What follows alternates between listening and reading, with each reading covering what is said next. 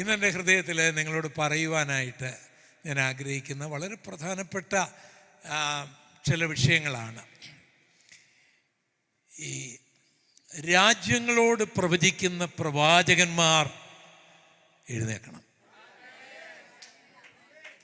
രാജാക്കന്മാരോട്, ഭരണകർത്താക്കളോട് ദൂത് പറയുന്ന ചില ഏലിയാവുമാർ എഴുന്നേൽക്കണം.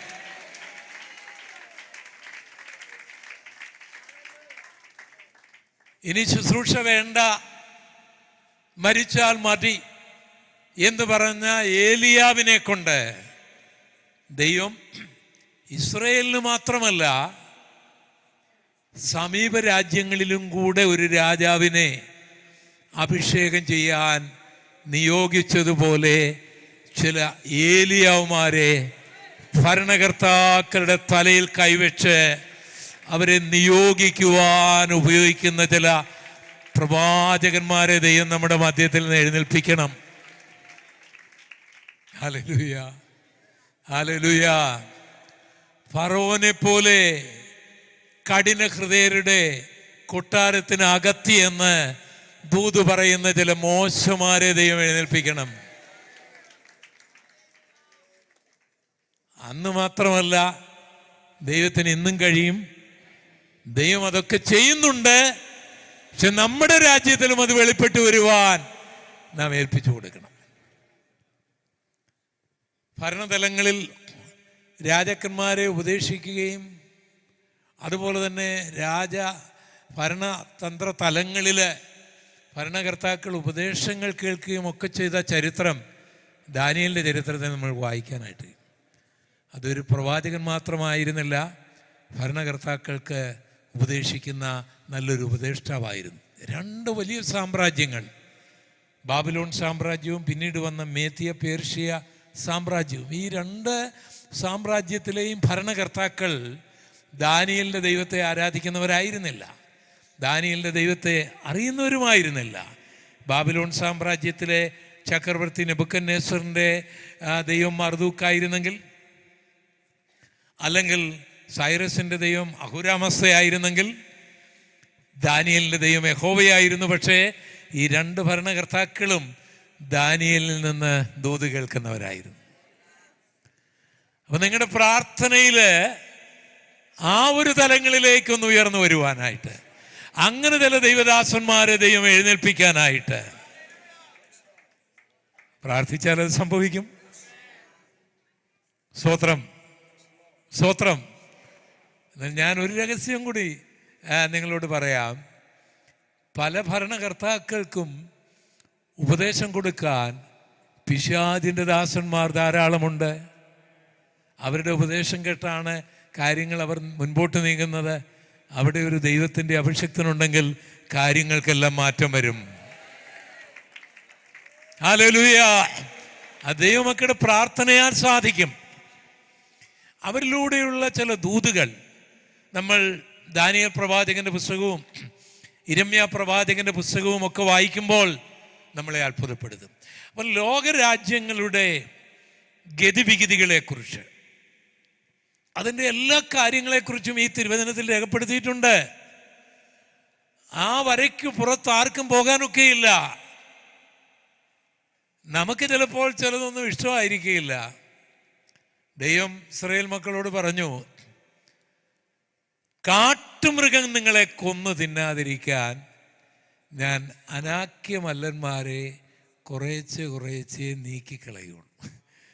കാട്ടുമൃഗവും അനാക്യമല്ലന്മാരും ഇസ്രായേലിൻ്റെ ശത്രുക്കളാണ്. രണ്ടുപേരും ഇവരെ പിടിച്ചു തിന്നുന്നവരാണ്. എന്നാൽ കാട്ടുമൃഗമാണ് കൂടുതൽ തിന്നുന്നത്. കാട്ടുമൃഗം ഉണ്ടെങ്കിൽ അനാക്യമല്ലന്മാരുമായിട്ട് അത് ഏറ്റുമുട്ടി നിന്നോളും. ഇവർക്ക് രക്ഷപ്പെടാൻ കഴിയും. അതുകൊണ്ട് ചില അനാക്യമല്ലന്മാരും ചില കാട്ടുമൃഗങ്ങളും ഒക്കെ ഉണ്ടാവും. അവർക്ക് പ്രാർത്ഥിച്ച് പൂർണ്ണമായി നശിക്കാൻ ആഗ്രഹിച്ചാൽ ചിലപ്പോൾ നടന്നെന്ന് വരികയില്ല. നിനക്ക് വേണ്ടി സ്വർഗത്തിലെ ദൈവം നീ ചിന്തിക്കുന്നതിനപ്പുറമായി ചില കാര്യങ്ങളൊക്കെ ചെയ്യുന്നുണ്ട്. ആ തലങ്ങളിലേക്ക് നമ്മൾ ഉയർന്നു വരുമ്പോൾ നമ്മളെ അത്ഭുതപ്പെടുത്തുന്ന ചില പ്രവചനങ്ങൾ, അതിൻ്റെ അതിശയകരമായ ചില പ്രവചന നിവൃത്തികൾ നമ്മൾ ബൈബിളിൽ വായിക്കുമ്പോൾ നമ്മൾ കോരിത്തെരിച്ചു പോകും. അങ്ങനെ ഒരു പ്രവാചകനായിരുന്നു എസെക്കേൽ. അദ്ദേഹത്തിന് 30-ാമത്തെ വയസ്സിൽ ആണ് അദ്ദേഹം ബാബിലോണിലേക്ക് പോകുന്നത്.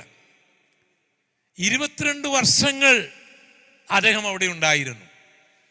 52 വയസ്സ് വരെയുള്ള കാലഘട്ടങ്ങളിൽ അദ്ദേഹം കണ്ട ദർശനങ്ങളാണ് എസെക്കേൽ പ്രവാചകന്റെ പുസ്തകത്തിൽ എഴുതിയിരിക്കുന്നത്.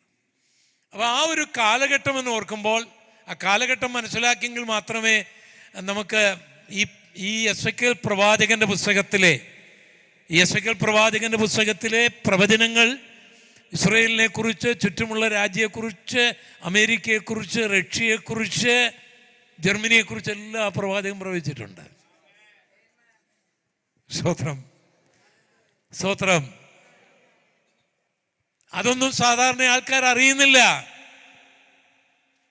വേറെ ആരുടെയൊക്കെയോ ജ്യോതിഷികളുടെ പ്രവചനങ്ങളൊക്കെയാണ് നമ്മുടെ ടി വിക്കാരൊക്കെ പറയുന്നത്. അതുകൊണ്ട് ഈ തലങ്ങളിൽ കൂടെ ഇവരെക്കുറിച്ചൊക്കെ പ്രവചിക്കുവാൻ ഈ പ്രവാചകനെ ദൈവം ഉപയോഗിക്കുമ്പോൾ അതിനുള്ളൊരു പശ്ചാത്തലം എന്ന് പറയുമ്പോൾ ഏകദേശം BC 587 600 വർഷങ്ങൾക്ക് മുൻപ് ബാബിലോണിൽ നിന്ന് എന്ന് പറഞ്ഞാൽ ബാഗ്ദാദിൽ നിന്ന് 98 കിലോമീറ്റർ അകലെ നിന്ന് ഏകദേശം 1500ഓളം കിലോമീറ്റർ അകലെയുള്ള ജെറുസലേമിലേക്ക് സദാമിൻ്റെ വല്യപ്പനായിരുന്ന നെബൂഖദ്നേസറിൻ്റെ സൈന്യം വരികയാണ്. അതും യിരെമ്യാ പ്രവാചകന്റെ പ്രവചനത്തിന് നിവൃത്തിയായിരുന്നു. അത് യിരെമ്യാ പ്രവാചകന്റെ പ്രവചനത്തിന് നിവൃത്തിയായിരുന്നു. ഈ സൈന്യം ഇസ്രായേലിനെ ആക്രമിക്കണം എന്നുള്ളത് പ്രവചനമായിരുന്നു.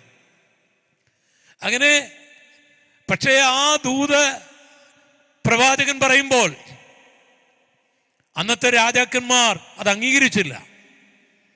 ആ പ്രവചനങ്ങളൊക്കെ ബാരൂക്ക് മുഖാന്തരം എഴുതി വെച്ചത് അന്ന് ചുരുളുകളിലാണ്, തോൽച്ചുരുളുകളിലാണ്. പേനായും പെൻസിലും പേപ്പറും ഒന്നുമില്ലാത്ത കാലം. ഒരു ലൈൻ എഴുതണമെങ്കിൽ വലിയ പ്രയാസമാണ്. അങ്ങനെയൊക്കെ എഴുതി വെച്ച ആ പ്രവചനങ്ങൾ ഈ ഭരണകർത്താക്കൾ കഷ്ണമായിട്ട് പേനാക്കൊത്തി കൊണ്ട് മുറിച്ച് നെരുപ്പോട്ടിലിട്ട് കത്തിച്ച് ആനന്ദിക്കുന്ന ജൂദയുടെ ഭരണകർത്താക്കൾ. എന്നിട്ട് ഈ പ്രവാചകനെ കൊണ്ടുപോയി ഒരു ചെളിക്കുഴിയിൽ വലിച്ചെറിഞ്ഞു. കഴുത്തൊപ്പം.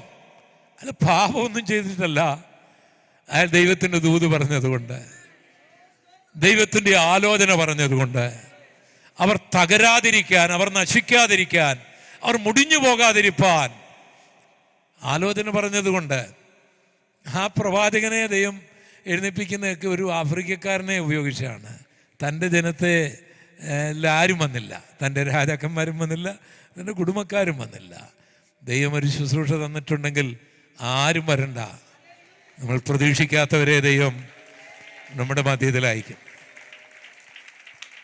എന്നിട്ട് പിന്നീട് ആ ദൈവദാസന്റെ മഹത്വം വെളിപ്പെടും. അയാൾ പറഞ്ഞത് അതുപോലെ നിറവേറിയെന്ന് ചരിത്രം രേഖപ്പെടുത്തും. അപ്പം ആ പ്രവചനത്തിന് നിവൃത്തി അനുസരിച്ചാണ് ഈ ജെറുസലേമിലേക്ക് അവർ വരുന്നത്. അപ്പോഴന്നത്തെ ഭരണകർത്താവ് സിദെക്കീയാവായിരുന്നു. അയാളുടെ ഭാര്യയും വിളിച്ചുകൊണ്ട് രക്ഷപ്പെട്ടു, അടുക്കള വാതിൽ വഴി രക്ഷപ്പെട്ടു. പ്രവാചകൻ അത് പറഞ്ഞിരുന്നതാണ്, നീ പുറകത്തെ വഴി കൂടെ പോകാതിരിക്കണമെങ്കിൽ ഇപ്പോൾ എന്നൊക്കെ ദൂത് പറഞ്ഞതാണ്. ഒന്നും അയാൾ കേൾക്കാനായിട്ട് അയാൾ തയ്യാറായില്ല. അയാൾ രക്ഷപ്പെട്ടു. അയാൾ ജുഡിയൻ മരുഭൂമിയിലൂടെ ഇങ്ങനെ യാത്ര ചെയ്ത് ജെരിക്കോയുടെ മേഖലയിലേക്ക് അയാൾ രക്ഷപ്പെട്ടു. അപ്പം കുറേ ദൂരം ആ മേഖലകളിലൂടെ ഞാൻ യാത്ര ചെയ്തിട്ടുണ്ട്. അപ്പോൾ ആ കുറേ ദൂരം അങ്ങ് പോയ ആൾ രക്ഷപ്പെട്ടു എന്ന് പറഞ്ഞു. ഇയാൾ ഈ ദേവാലയം കത്തിച്ചു. ശലോമോൻ്റെ ദേവാലയമാണ്, ശലോമോൻ പണിത ദേവാലയം. ദൈവത്തിൻ്റെ ഷെക്കേന ഇറങ്ങി വന്ന ആ ദേവാലയം ഈ നെബൂഖദ്നേസറിൻ്റെ സൈന്യം കത്തിച്ചു കളഞ്ഞു. ദൈവം അനുവദിച്ചു അത്. കാരണം അത്രമാത്രം ദൈവാലോചനയും ദൈവദാസന്മാരെയും നിന്ദിച്ചു യഹൂദ ജനം. എന്നിട്ട് അതിൽ 5400 ഉപകരണങ്ങളുണ്ടായിരുന്നു ആലയത്തിൽ, സ്വർണവും വെള്ളിയും കൊണ്ടൊക്കെ ഉള്ള. അതെല്ലാം അയാൾ എടുത്തുകൊണ്ട് പോയി അയാളുടെ ദേവന്റെ മർദൂക്കിൻ്റെ നടയിൽ കൊണ്ടുപോയി അയാൾ സമർപ്പിച്ചു. അപ്പൊ രക്ഷപ്പെട്ടു എന്ന് കരുതിയ ഈ സിദെക്കീയാവിനെ ഇറാഖി പട്ടാളക്കാർ പിടിക്കുകയാണ്. പിടിച്ചു കൊണ്ടുവന്നിട്ട് രാജകുമാരന്മാരെ അയാൾ കൊന്നു, നെബൂഖദ്നേസർ. എന്നിട്ട് അയാളുടെ കണ്ണ് കുത്തിപ്പൊട്ടിച്ചു. എന്നിട്ട് പ്രവാസികളായിട്ട് ഇവരെ കൊണ്ടുപോവുകയാണ്. പ്രവാചകനായ യിരെമ്യാവിന് ഈ ചക്രവർത്തി, തൻ്റെ രാജാക്കന്മാർ, തൻ്റെ സ്നേഹിതർ തന്നെ സഹായിച്ചില്ലെങ്കിലും പ്രവാചകനോട് പറഞ്ഞു, താങ്കൾക്ക് ഇവിടെ ജീവിക്കണമെങ്കിൽ ജീവിക്കാം, അല്ലെ ഞങ്ങളുടെ കൂടെ വരണമെങ്കിൽ വരാം എന്ന് പറഞ്ഞു. ദൈവത്തിൻ്റെ ദാസന്മാർ ആരിലൂടെയെങ്കിലും ആദരിക്കപ്പെട്ടിരിക്കും. ഹല്ലേലൂയ. ആദരിക്കേണ്ടവൻ ആദരിച്ചില്ലെങ്കിൽ ആലയം കത്തിക്കുന്നവനെ കൊണ്ട് ആദരിപ്പിക്കും ദൈവം. ഒരു ദൈവദാസന്റെ മാറ്റ് വെളിപ്പെടുന്നത് ഇങ്ങനെയൊക്കെയുള്ള സന്ദർഭത്തിലാണ്. പക്ഷേ യിരെമ്യാവിനെ വേറൊരുത്തൻ്റെ തന്ത്രം മുഖാന്തരം പുള്ളി ഈജിപ്തിലേക്കാണ് പോയത്.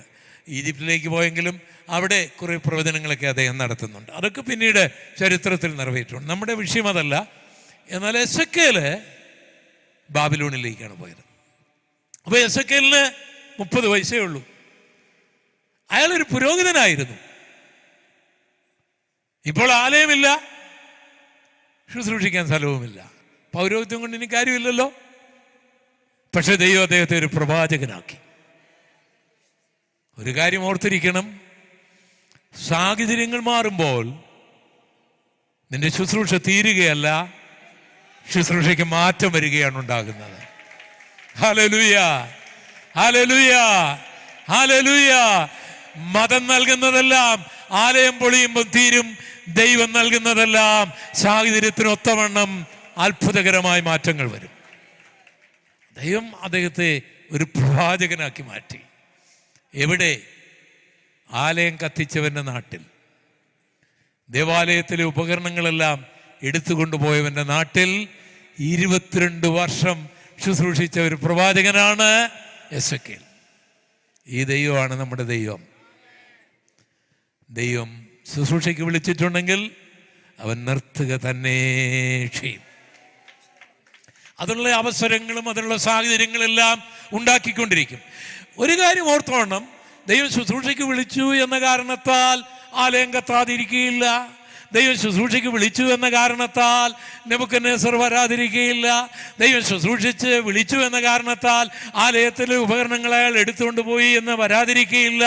ഇതൊക്കെ സംഭവിക്കും. ഇതിലൊന്നും പതറിപ്പോകരുത്. ദൈവമാണ് വിളിച്ചതെങ്കിൽ അതിലൊക്കെ ദൈവത്തിൻ്റെതായിട്ടുള്ള അത്ഭുതകരമായ വഴികളുണ്ട്. അവിടെയാണ് നമുക്ക് ബാലൻസ് ചെയ്യപ്പെടുന്ന ശുശ്രൂഷകൾ. അല്ലെങ്കിൽ അയ്യോ, ഞാൻ ഉദ്ദേശിച്ച പോലെ അല്ലല്ലോ, ഞാൻ പ്രാർത്ഥിച്ചതുപോലെ അല്ലല്ലോ. കാരണം നാം ഉദ്ദേശിച്ച പോലെ ഒന്നും കാര്യങ്ങൾ നടക്കണ്ട, നാം പ്രാർത്ഥിച്ചതുപോലെയും നടക്കണ്ട. ദൈവം ഉദ്ദേശിച്ചതുപോലെ കാര്യങ്ങൾ നടക്കട്ടെ. അതിന് നമ്മൾ ഏൽപ്പിച്ചു കൊടുത്താൽ മാത്രം മതി.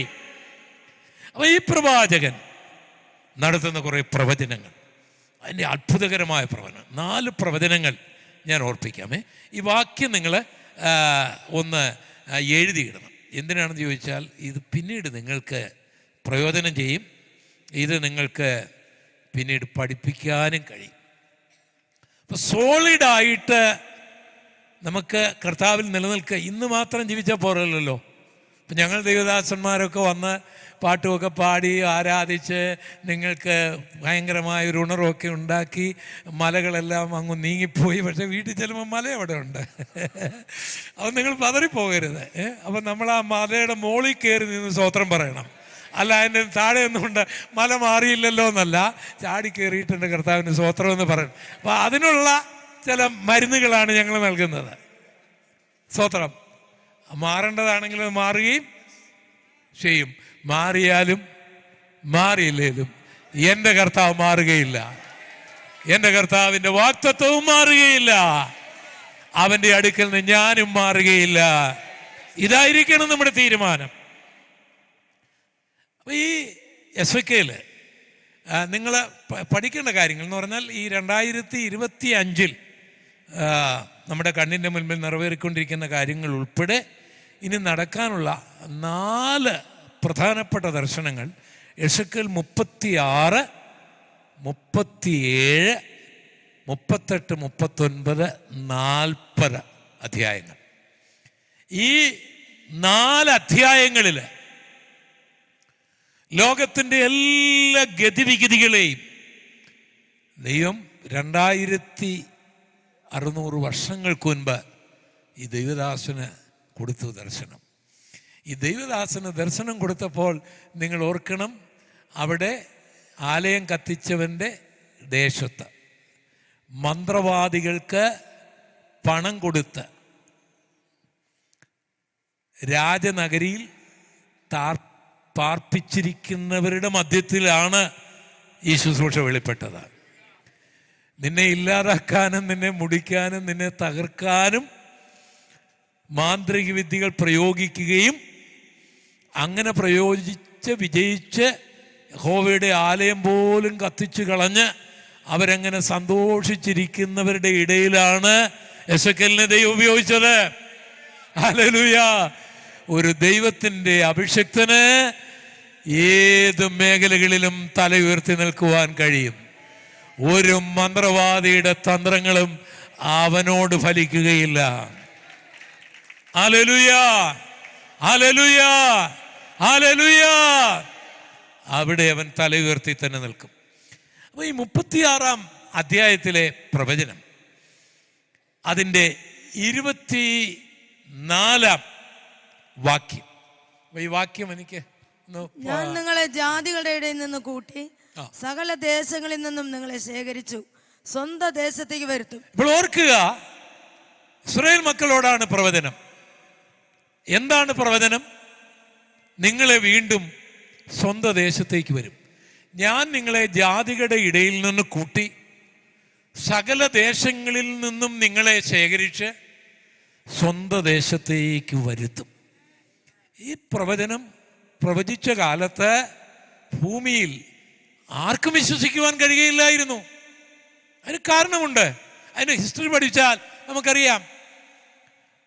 ബാബിലോൺ സാമ്രാജ്യം എന്ന് പറയുമ്പോൾ ഇന്നത്തെ ഇറാഖ്, ഇന്നത്തെ ഇറാൻ, ഇന്നത്തെ കുവൈറ്റ്, ഇന്നത്തെ ജോർഡാൻ, ഇന്നത്തെ പലസ്തീൻ, ഇന്നത്തെ സിറിയ തുടങ്ങിയ അനേക രാജ്യങ്ങൾ ഉൾക്കൊള്ളുന്ന ഒരു വലിയ സാമ്രാജ്യമാണ്. ആ സാമ്രാജ്യം അനേക രാജ്യങ്ങളെ കീഴടക്കി, ഇസ്രയേലിനെ കീഴടക്കി അവരെ ചിതറിച്ചിരിക്കുകയാണ്, ഉണങ്ങിയ അസ്ഥികളാക്കിയിരിക്കുകയാണ്. അവരിനി മടങ്ങി വരിക എന്ന് പറയുന്നത് അസാധ്യമായ കാര്യമാണ്, വിശ്വസിക്കാൻ കഴിയുകയില്ലത്. കാരണം അന്ന് ഇന്നത്തെ പോലെ റഷ്യയോ, ഇന്നത്തെ പോലെ അമേരിക്കയോ, ഇന്നത്തെ പോലെ യൂറോപ്യൻ യൂണിയനോ, ഇന്നത്തെ പോലെ ഇന്ത്യയോ ബാബിലോൺ സാമ്രാജ്യത്തിന് മുൻപിൽ വലുതല്ല. അന്ന് ലോകത്തിലെ ഏറ്റവും വലിയ സാമ്രാജ്യമാണ്. ആ സാമ്രാജ്യത്തിന്റെ കീഴിൽ അടിമകളായിരിക്കുന്നു. അവരുടെ രാജാവിന്റെ കണ്ണു കുത്തിപ്പൊട്ടിച്ചു. ആ രാജ്യം ഇറാഖുമായിട്ട് അനക്സ് ചെയ്യപ്പെട്ടിരിക്കുന്നു. അവർ പ്രവാസികളാണ്, അടിമകളാണ്. ഇനി അവരുടെ സ്വന്തം മണ്ണിലേക്ക് വരിക ഒരിക്കലും അസാധ്യമാണ്. പക്ഷെ ആ ഉണങ്ങിയ അസ്ഥികളുടെ ഇടയിൽ നിന്ന് പ്രവാചകൻ വിളിച്ചു പറയുകയാണ്, ദൈവം പറയുകയാണ്, ഞാൻ നിങ്ങളെ ജാതികളുടെ ഇടയിൽ നിന്ന് കൂട്ടി സകല ദേശങ്ങളിൽ നിന്നും നിങ്ങളെ ശേഖരിച്ച് സ്വന്തം ദേശത്ത് കൊണ്ടുവരും. ഇത് കേട്ട് ആൾക്കാർക്ക് വിശ്വസിക്കാനൊക്കെയില്ല. പിന്നീട് സംഭവിച്ച കാര്യങ്ങൾ ഞാൻ വേഗം ഒന്ന് പറഞ്ഞു വിടാം. നീണ്ട 70 വർഷം ബാബിലോൺ ഇസ്രായേലിനെ അടിമയാക്കി. അതിനുശേഷം ഇവിടെ മേത്തിയ പേർഷ്യ സാമ്രാജ്യമുണ്ടായി. ഇന്ത്യ മുതൽ എത്യോപ്യ വരെയാണ് അന്ന് അവർ ഭരണം നടത്തിയത്.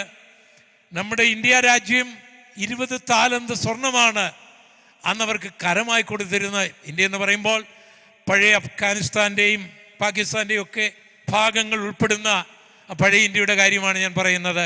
അപ്പോൾ ഇന്ത്യ മുതൽ എത്യോപ്യ വരെ ഭരിച്ച ഒരു സാമ്രാജ്യം ഉണ്ടാകുകയാണ്. പിന്നീട് അവിടെ ഇവർ അടിമകളാകുകയാണ് ഏകദേശം 208 വർഷം. പിന്നെ ഇവിടെ ഗ്രീക്ക് സാമ്രാജ്യം ഉണ്ടാകുകയാണ്. അവിടെ ഏകദേശം 180 വർഷം ഇവർ അടിമകളാകുകയാണ്. അതിനുശേഷം ഇവിടെ റോമൻ സാമ്രാജ്യം ഉണ്ടാകുകയാണ്. ഏകദേശം 600 വർഷം അവർ അടിമകളാകുകയാണ്. അപ്പോഴും ഈ പ്രവചനം മുഴങ്ങുകയാണ്. എന്താണ് ആ പ്രവചനം? ആ പ്രവചനം നിങ്ങളെവിടെ ഞാൻ നിങ്ങളെ ജാതികളുടെ ഇടയിൽ നിന്ന് കൂട്ടി ഞാൻ നിങ്ങളെ ജാതികളുടെ ഇടയിൽ നിന്ന് കൂട്ടി സകല ദേശങ്ങളിൽ നിന്ന് നിങ്ങളെ ശേഖരിച്ച് സ്വന്തം ദേശത്തേക്ക് വരുത്തും. നിങ്ങളെ സ്വന്തം ദേശത്തേക്ക് വരുത്തും എന്ന് പറഞ്ഞിരിക്കുകയാണ്. പിന്നീട് സംഭവിച്ചത് എന്താണ്? 914 ആയപ്പോൾ ബ്രിട്ടീഷുകാരുടെ കയ്യിലായത്, ഓട്ടോമൻ തുർക്കികളുടെ കയ്യിലും ഈജിപ്തുകാരുടെ കയ്യിലും ഒക്കെയായി. നീണ്ട 2600 വർഷങ്ങൾ ഈ ജൂതന്മാര് അമേരിക്കയിലും ഗൾഫ് രാജ്യങ്ങളിലും ഇന്ത്യയിലും നമ്മുടെ കേരളത്തിലെ കൊച്ചിയിലും മട്ടാഞ്ചേരിയിലും എന്ന് വേണ്ട ലോകം മുഴുവൻ അവർ ചിതറിപ്പോയി. അവരന്നും വലിയൊരു സമൂഹമല്ല, ഇന്നും വലിയൊരു സമൂഹമല്ല. നമ്മുടെ കേരളത്തിൻ്റെ പകുതി ജനസംഖ്യ പോലും അവർക്കില്ല. ആ ചെറിയൊരു ജനസംഖ്യ ലോകം മുഴുവൻ ചിതറപ്പെട്ടു. സാധാരണ ചിതറപ്പെട്ടാൽ എന്തു ചെയ്യും? റഷ്യയിലെ ജൂതന്മാർ റഷ്യക്കാരാണ്, അമേരിക്കയിലെ ജൂതന്മാർ അമേരിക്കക്കാരാണ്, ഇന്ത്യയിലെ ജൂതന്മാർ ഇന്ത്യൻ പൗരന്മാരാണ്, കേരളത്തിലെ ജൂതന്മാർ മലയാളികളാണ്. 2600 വർഷം കൊണ്ട് അവർ ചെന്ന രാജ്യങ്ങളിൽ പെറ്റുപെരുകി ആ രാജ്യവുമായി, അവിടുത്തെ ഭാഷയുമായി, അവിടുത്തെ സംസ്കാരവുമായി ഇഴുകിച്ചേർന്നു. അങ്ങനെ ഒരു സമൂഹം മടങ്ങി വരാൻ ഒക്കുമോ? വരാനൊക്കുമോ? നമ്മുടെ അപ്പച്ചന്മാർ 2600 വർഷം മുമ്പ് ആരായിരുന്നു? നമ്മുടെ ആര്യന്മാരായിരുന്നോ, ദ്രാവിഡിയന്മാരായിരുന്നോ, മംഗോളിയൻസിനായിരുന്നോ? അല്ലോ ഇതെല്ലാം കൂടെ ചേർന്നതാണോ? നമുക്ക് വ്യക്തമായി അറിഞ്ഞുകൂടാ. അവരെവിടെയായിരുന്നു 1000 വർഷം മുമ്പ് താമസിച്ച് നമുക്ക് അറിഞ്ഞുകൂടാ, ഇല്ലേ? അവരെല്ലാം കൂടെ അല്ലെങ്കിൽ ആ പണ്ട് താമസിച്ച സ്ഥലത്തേക്ക് വരിക എന്ന് പറഞ്ഞാൽ നമ്മളൊക്കെ ചിലപ്പോൾ അങ്ങ് യൂറോപ്പിലൊക്കെ പോകേണ്ടി വരുമായിരിക്കും, ഇത് എവിടെയൊക്കെ നമ്മൾ പോകേണ്ടി വരും. അപ്പോൾ ഇവർ മടങ്ങി വരിക എന്ന് പറഞ്ഞാൽ എങ്ങനെ ഈ പ്രവചനം വിശ്വസിക്കാൻ കഴിയും? അസാധ്യമാണ്, മാനുഷികമായ അസാധ്യമാണ്. ഇത് ഹിസ്റ്റോറിക്കലായിട്ടോ സയൻറ്റിഫിക്കായിട്ടോ പ്രൂവ് ചെയ്യുവാൻ ആർക്കും കഴിയുകയില്ല. അങ്ങനെ ഒരു സംഭവം നടക്കുകയില്ല. ഇനി രണ്ടാമത്തെ കാര്യം, ഈ ഇസ്രായേൽ ചിതറിപ്പോയിരിക്കുന്ന ആ രാജ്യം അങ്ങനെ വേലി കെട്ടി ഇട്ടേക്കാണോ ഇവർ വരുമ്പം താമസിപ്പിക്കാനായിട്ട്? അവിടെ വേറെ ആൾക്കാരല്ലേ താമസിക്കുന്നത്? അവിടെ ബാബിലോണിയർ വന്ന് താമസിച്ചു, അവരുടെ മതം അവിടെ കൊണ്ടുവന്നു, അവരുടെ ഭാഷ അവിടെ കൊണ്ടുവന്നു. പേർഷ്യക്കാരവിടെ വന്നു, അവരുടെ മതം അവിടെ കൊണ്ടുവന്നു, അവരുടെ ഭാഷ അവിടെ കൊണ്ടുവന്നു. ഗ്രീസുകാരവിടെ വന്നു, ഹെലനിസ്റ്റിക് ചിന്തകളും സംസ്കാരങ്ങളും അവിടെ കൊണ്ടുവന്നു. റോമാക്കാരവിടെ വന്നു, റോമൻ സംസ്കാരം കൊണ്ടുവന്നു. ക്രിസ്ത്യാനികൾ വന്നപ്പോൾ ക്രിസ്ത്യൻ സംസ്കാരം കൊണ്ടുവന്നു. മുസ്ലിങ്ങൾ വന്നപ്പോൾ മുസ്ലിം സംസ്കാരം കൊണ്ടുവന്നു. അങ്ങനെ 2600 വർഷമായിട്ട് പല മതങ്ങളും പല ഭാഷകളുടെയും എല്ലാം കീഴിൽ കിടന്ന ഈ ജനത്തെ അവർക്ക് മടങ്ങി വരാൻ ഒക്കുമോ? എന്നാൽ വിശ്വസിച്ചാലും ഇല്ലെങ്കിലും നമ്മുടെ തലമുറയിൽ അത് സംഭവിച്ചില്ലേ? ഹല്ലേലൂയ.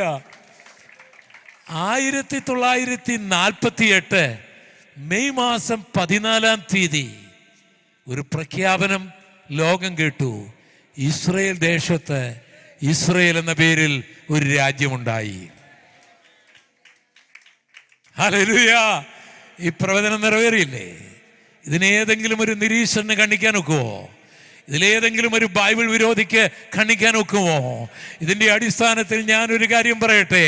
സ്വർഗം നിന്നെക്കുറിച്ചൊരാലോചന പറഞ്ഞിട്ടുണ്ടെങ്കിൽ, നിന്റെ കുടുംബത്തെക്കുറിച്ച് പറഞ്ഞിട്ടുണ്ടെങ്കിൽ, നിന്റെ കുഞ്ഞുങ്ങളെക്കുറിച്ച് പറഞ്ഞിട്ടുണ്ടെങ്കിൽ, നിന്റെ ശുശ്രൂഷയെക്കുറിച്ച് പറഞ്ഞിട്ടുണ്ടെങ്കിൽ, നിന്റെ രാജ്യത്തെക്കുറിച്ച് പറഞ്ഞിട്ടുണ്ടെങ്കിൽ, നിന്റെ ജോലിയെക്കുറിച്ച് പറഞ്ഞിട്ടുണ്ടെങ്കിൽ, അതിനെതിരായി കാര്യങ്ങളെല്ലാം നീങ്ങിയെന്നിരിക്കും.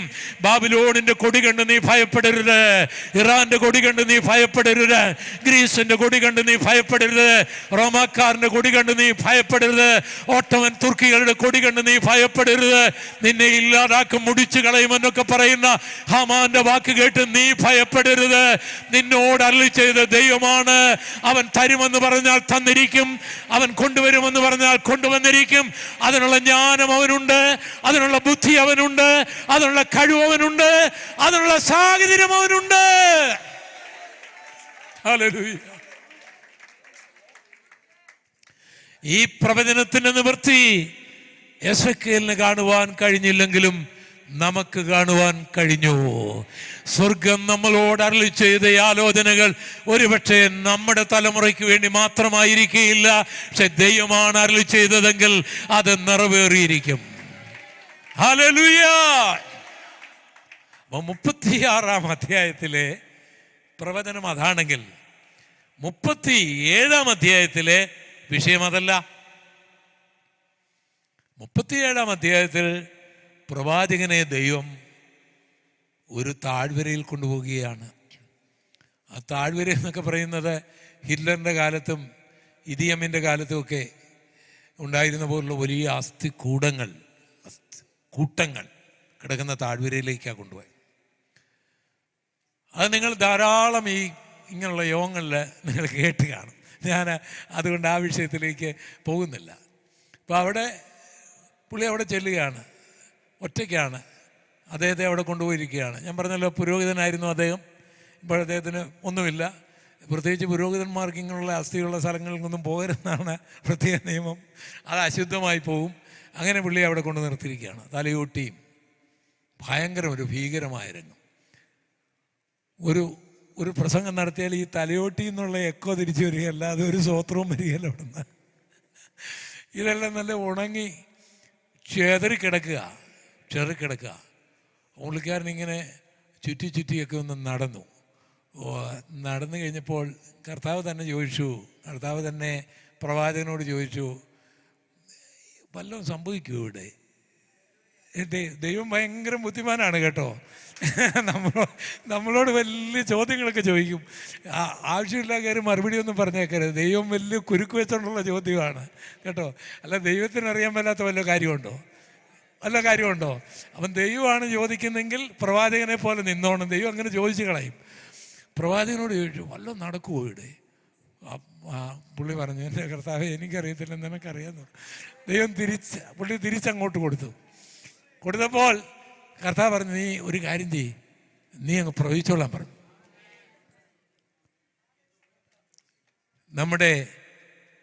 നമ്മുടെ ചെറിയ ബുദ്ധി ഉപയോഗിക്കാതെ നമ്മുടെ ജ്ഞാനത്തെക്കാൾ വലിയ ജ്ഞാനിയാണ് ദൈവമെന്നറിഞ്ഞ് പറയുന്നതങ്ങ് ചെയ്താൽ നമ്മെ അത്ഭുതപ്പെടുത്തുന്ന അതിശയങ്ങൾ നടന്നുകൊണ്ടേയിരിക്കും.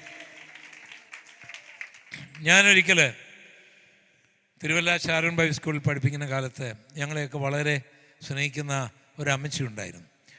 മറിയാമ്മച്ചി എന്നാണ് അമ്മച്ചിയുടെ പേര്. അപ്പം ഒരു ബുധനാഴ്ച എൻ്റെ ക്ലാസ്സാണ്. അപ്പം ഞാനവിടെ ബൈബിൾ സ്കൂളിൽ ചെന്നപ്പോൾ കുട്ടികളാരുമില്ല, എല്ലാവരും ഈ അമ്മച്ചിയുടെ ചുറ്റുമാണ്. അമ്മച്ചി ഞായറാഴ്ച തന്നെ അബോധാവസ്ഥയിലാണ്. പ്രായമാണ്. തിരുവല്ല ഗവൺമെൻറ് ഹോസ്പിറ്റലിൽ ഒരു നേഴ്സായിരുന്നു അവർ. പിന്നെ അവർ ജോലിയൊക്കെ വിട്ട് സുവിശേഷ വേലയോടുള്ള ബന്ധത്തിൽ ഷാരൂനിൽ അവർ താമസിക്കുന്ന സമയമാണ്. കവിയൂർ ആണ് അവരുടെ വീട്. എന്നെ ഭയങ്കര സ്നേഹമാണ് അവർക്ക്. അമ്മച്ചി, ഞങ്ങൾ മറിയാമ്മച്ചി എന്നാണ് വിളിക്കുന്നത്. അപ്പം മറിയാമ്മച്ചി മരണത്തിൽ കിടക്കുകയാണ്. അപ്പോൾ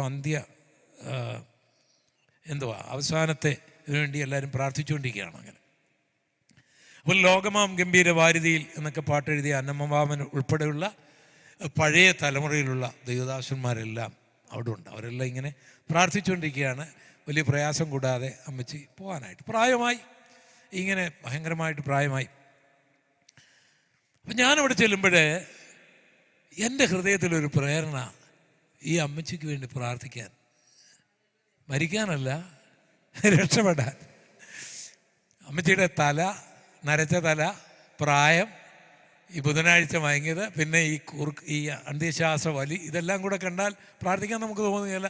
അധികം കഷ്ടപ്പെടുത്താതെ കർത്താവെ എടുക്കണമെന്ന് എല്ലാവരും പ്രാർത്ഥിച്ചുകൊണ്ടിരിക്കുന്ന സമയമാണ്. പക്ഷെ എനിക്കൊരു പ്രേരണ പ്രാർത്ഥിക്കണമെന്ന്. പക്ഷേ എനിക്ക് പ്രാർത്ഥിക്കാനും വരുന്നില്ല. അപ്പം ഞങ്ങൾ ഈ ബൈബിൾ സ്കൂളിലൊക്കെ ദൈവത്തോടാണ് പ്രാർത്ഥിക്കുന്നെങ്കിലും പരസ്യമായിട്ടൊക്കെ എങ്ങനെയൊക്കെ പ്രാർത്ഥിക്കണം എന്നൊക്കെ പഠിപ്പിക്കുന്നവരാണ്. അപ്പോൾ അവരെല്ലാം അവിടെ ഉണ്ട്, അവരെല്ലാം അവിടെ നിൽപ്പുണ്ട്. അപ്പം നമ്മളങ്ങനെ പ്രാർത്ഥിച്ചാൽ പിന്നെ അവർ ചോദ്യം ചെയ്യും, ഇതൊരു പരിജ്ഞാനമാണോ എന്ന് ചോദിച്ചാൽ ഞാനവിടെ നിന്ന് ഇറങ്ങിപ്പോയി. അപ്പോൾ ഈ സമയത്ത് ഡോക്ടർ അയ്യർ എന്ന് പറയുന്ന ഒരാൾ, അയാൾക്കൊരു ഹോസ്പിറ്റലൊക്കെ ഉണ്ടായി, തിരുവല്ല ഷാരോൻ ഓഫീസ് ആയിട്ടായി. അപ്പോൾ ഡോക്ടറെ കൊണ്ടുവന്നു. അവർ നോക്കി കഫം ഒന്ന് എടുക്കാനായിട്ട്. അപ്പം ഡോക്ടർ പറഞ്ഞു, ഇനി കൂടി വന്നാൽ ഒരു 2 മണിക്കൂറും കൂടെ ഉള്ളൂ, നിങ്ങൾ ആവശ്യമില്ലാതെ വേണ്ട, 2 മണിക്കൂർ 12 ആകുമ്പോഴത്തേക്ക് മിക്കവാറും എല്ലാം മരിക്കും എന്ന് പറഞ്ഞിട്ട് ആ ഡോക്ടറങ്ങ് പോയി. അപ്പം ഞാൻ ഒന്നുകൂടെ കയറി വന്നു. അപ്പം എൻ്റെ ഹൃദയത്തിൽ പ്രാർത്ഥിക്കാൻ പ്രേരണയുണ്ട്, പക്ഷെ എൻ്റെ ബുദ്ധി അനുവദിക്കുന്നില്ല. അപ്പം ഏകദേശം ഒരു 11:50 ആയപ്പം പിന്നെയും ഞാൻ കയറി വന്നു. അപ്പം ഞാൻ ഈ കോമ്പൗണ്ടിൽ ഇങ്ങനെ പ്രാർത്ഥിച്ചുകൊണ്ട് നടക്കുകയാണ്. അപ്പോൾ ഈ ബഹുമാനപ്പെട്ട ഡോക്ടർ പി ജെ തോമസ് അവരുടെ ഒരു ഇളയ മകനുണ്ടായിരുന്നു, ജോജു. അപ്പോൾ ആ ജോജുവിനെയൊക്കെ ഒരു അർത്ഥത്തിൽ ഈ അമ്മച്ചിയാണ് വളർത്തിയത്. ഈ ഡോക്ടർ അയ്യർ പറഞ്ഞതുപോലെ ഈ 12 മണി അടുത്ത് കഴിഞ്ഞപ്പോഴത്തേക്ക് ഇവർ ആ മരിക്കത്തക്ക നിലയിലുള്ള അന്ത്യശ്വാസം വലിക്കുന്നൊരിതില്ല. അപ്പോഴീ ചെറുപ്പക്കാരൻ എൻ്റെ അമ്മച്ചിയെ ഞങ്ങളെ വിട്ടു പോവുകയാണോ എന്ന് പറഞ്ഞ ഒരൊറ്റ നിലവിളിയാണ്. ആ ഒരൊറ്റ കരച്ചിലിൽ നമ്മുടെ ഈ ബുദ്ധിയുടെ കെട്ടം കഴിഞ്ഞു. ഞാൻ കരമുയർത്തി, കർത്താവേ, മരണത്തിൻ്റെ നീക്കുപോക്ക് നിനക്കുള്ളതാണ് എന്ന് പറയുകയും അമ്മച്ചി കണ്ണു തുറന്നു. മരണം അങ്ങ് മാറ്റിവെച്ചു. ഞങ്ങൾക്കെല്ലാം വിളിച്ച് അമ്മച്ചി നല്ലൊരു കാപ്പി സൽക്കാരം നടത്തി. അത് കഴിഞ്ഞ് പിന്നെ സമയമായപ്പോൾ അമ്മച്ചി മരിക്കുകയും ചെയ്തു. അതുകൊണ്ട് നമ്മുടെ ബുദ്ധി ഉപയോഗിക്കണം. പക്ഷേ നമ്മുടെ ഈ പൊളിഞ്ഞ ബുദ്ധിയിൽ ഒത്തിരി ഉപയോഗിക്കുക. സ്വർഗത്തിൽ ആൽബർട്ട് ഐൻസ്റ്റീൻ പറഞ്ഞാലും ഒന്നുകൂടെ ചിന്തിച്ചോണം. പുള്ളി പറഞ്ഞ തെറ്റ് ആണെന്നുള്ളത് ഇപ്പോഴേ ശാസ്ത്രജ്ഞന്മാർ ഈ സബാറ്റമിക് കണികളെക്കുറിച്ച് പഠിക്കുന്ന ശാസ്ത്രജ്ഞന്മാർ തെറ്റാണെന്ന് തെളിയിക്കുന്നുണ്ട്. ഇപ്പോഴേ ആൽബർട്ട് ഐൻസ്റ്റീൻ്റെ സിദ്ധാന്തത്തെ ഇപ്പോൾ കണിച്ചുകൊണ്ടിരിക്കുകയാണ് ചില കാര്യങ്ങളിൽ. അവൻ ആൽബർട്ട് ഐൻസ്റ്റീൻ പറഞ്ഞാലും ഒന്നുകൂടെ ചിന്തിച്ചോണം. ഐസക് ന്യൂട്ടൺ പറഞ്ഞാലും ഒന്നുകൂടെ ചിന്തിച്ചോണം. എന്നാൽ ദൈവം പറഞ്ഞാൽ നീ വേറെ ചിന്തിക്കരുത്. ഹല്ലേലൂയ. ദൈവം പറഞ്ഞാൽ അവിടെ നമ്മുടെ തല ഉപയോഗിക്കരുത്, അങ്ങ് അനുസരിക്കാൻ ഉപയോഗിച്ചോണം. പുള്ളി പ്രവചിച്ചു, അത്ഭുതം നടന്നു, അസ്ഥിയോടെല്ലാം ചേർന്നു, ജീവനുണ്ടായി, ഒരു സൈന്യമായി. അവരൊരു സൈന്യമാണ്. അതിനെക്കുറിച്ചുള്ള ഒരു ലിറ്ററലായിട്ടുള്ളൊരു കാര്യവും ഞാനിപ്പോൾ ഇവിടെ നിങ്ങളോട് പറയുവാൻ ആഗ്രഹിക്കുന്നുള്ളൂ. എസെക്കിയേൽ പ്രവാചകന്റെ പുസ്തകം 37-ാം അധ്യായത്തിൻ്റെ 10-11 വാക്യങ്ങൾ. ഇവിടെ ഇസ്രായേൽ മക്കളാണ് ഈ അസ്ഥികൾ. അവൻ എന്നോട് കൽപ്പിച്ചതുപോലെ ഞാൻ പ്രവചിച്ചപ്പോൾ ശ്വാസം അവരിൽ വന്നു, അവർ ജീവിച്ച ഏറ്റവും വലിയ സൈന്യമായി നിവർന്നു നിന്നു. അടുത്തത് വ്യാഖ്യാനോടുണ്ട്. പിന്നെ അവൻ എന്നോട് അരുളി ചെയ്തത്, മനുഷ്യപുത്ര, ഈ അസ്ഥികൾ ഇസ്രായേൽ ഗൃഹമൊക്കെയും ആകുന്നു. മതി. അപ്പൊ ഈ ഉണങ്ങിയ അസ്ഥികൾ ആരാണ്? ഇസ്രായേൽ മക്കളാണ്. കാരണം അവർക്കിപ്പോൾ ആലയമില്ല, രാജ്യമില്ല. അവരുണങ്ങി, അവർ ചിതറി, മാംസമില്ല, അവരാണ്. പക്ഷെ ഇവര് നാളെ ഒരു സൈന്യമായി തീരുമെന്നാണ് പ്രവചനം. എങ്ങനെ അത് വിശ്വസിക്കാൻ ഒക്കും?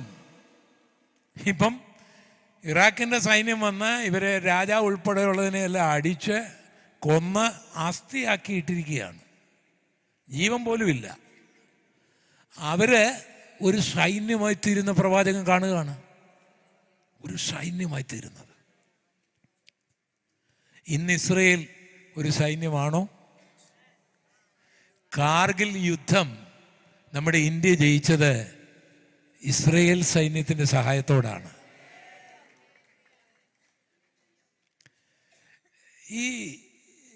ഈ യുദ്ധങ്ങളുടെ ശരിയോ തെറ്റോ അതിൻ്റെ ന്യായമോ അന്യായമോ ഒന്നും എൻ്റെ വിഷയമല്ല. എൻ്റെ ഒറ്റ വിഷയമേ ഉള്ളൂ, എൻ്റെ കർത്താവ് പറഞ്ഞാൽ അത് നിറവേറും. പറയുന്ന സമയത്ത് ഇത് നിറവേറാനുള്ള ഒരു സാധ്യതയും ഇല്ല. ഇസ്രായേൽ യുദ്ധം ചെയ്തത് ശരിയാണോ, അവരടിച്ചത് ശരിയാണോ, ഇതൊന്നും എൻ്റെ വിഷയമല്ല. അതൊക്കെ പറയാൻ ആൾക്കാർ വേറെയുണ്ട്.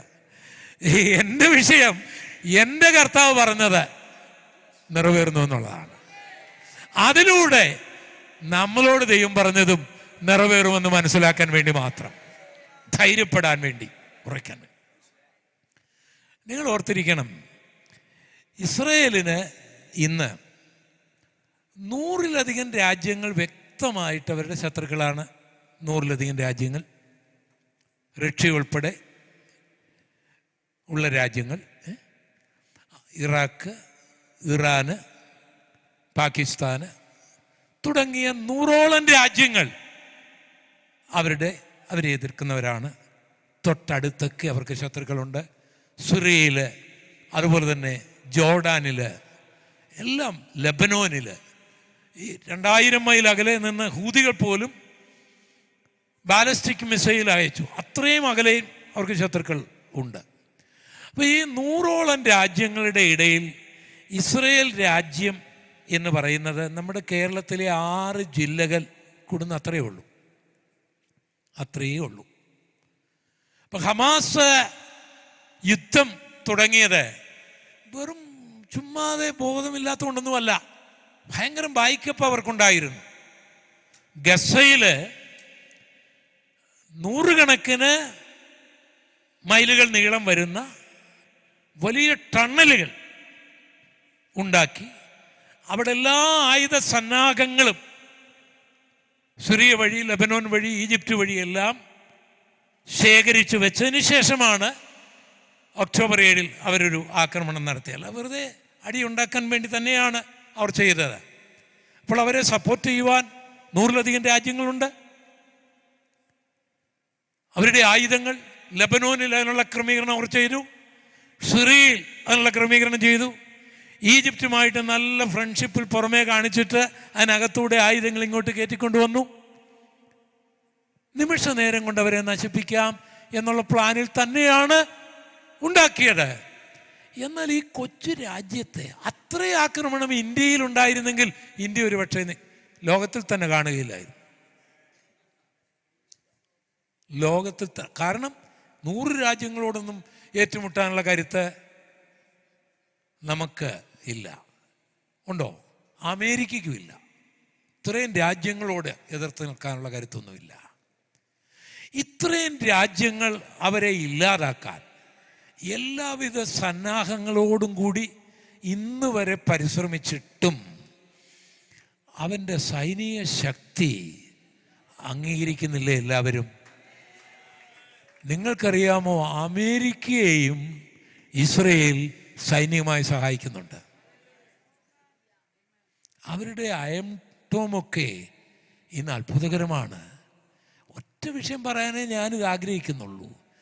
ഒന്നുമില്ലാതെ ഇവനെ അസ്ഥിക്കൂടമാക്കി ഇറാഖ് ചപ്പി ദൂരെ കളഞ്ഞവൻ സൈന്യമായി തീരും എന്ന് പറഞ്ഞ പ്രവചനം 2025 ഏതെങ്കിലും ഒരു നിരീശ്വരന് കണ്ണിക്കാൻ ഒക്കുമോ? ഏതെങ്കിലും ഒരു ബൈബിൾ വിരോധിക്ക് കണ്ണിക്കാൻ കഴിയുമോ? ആ ദൈവമല്ലേ നമ്മുടെ ദൈവം?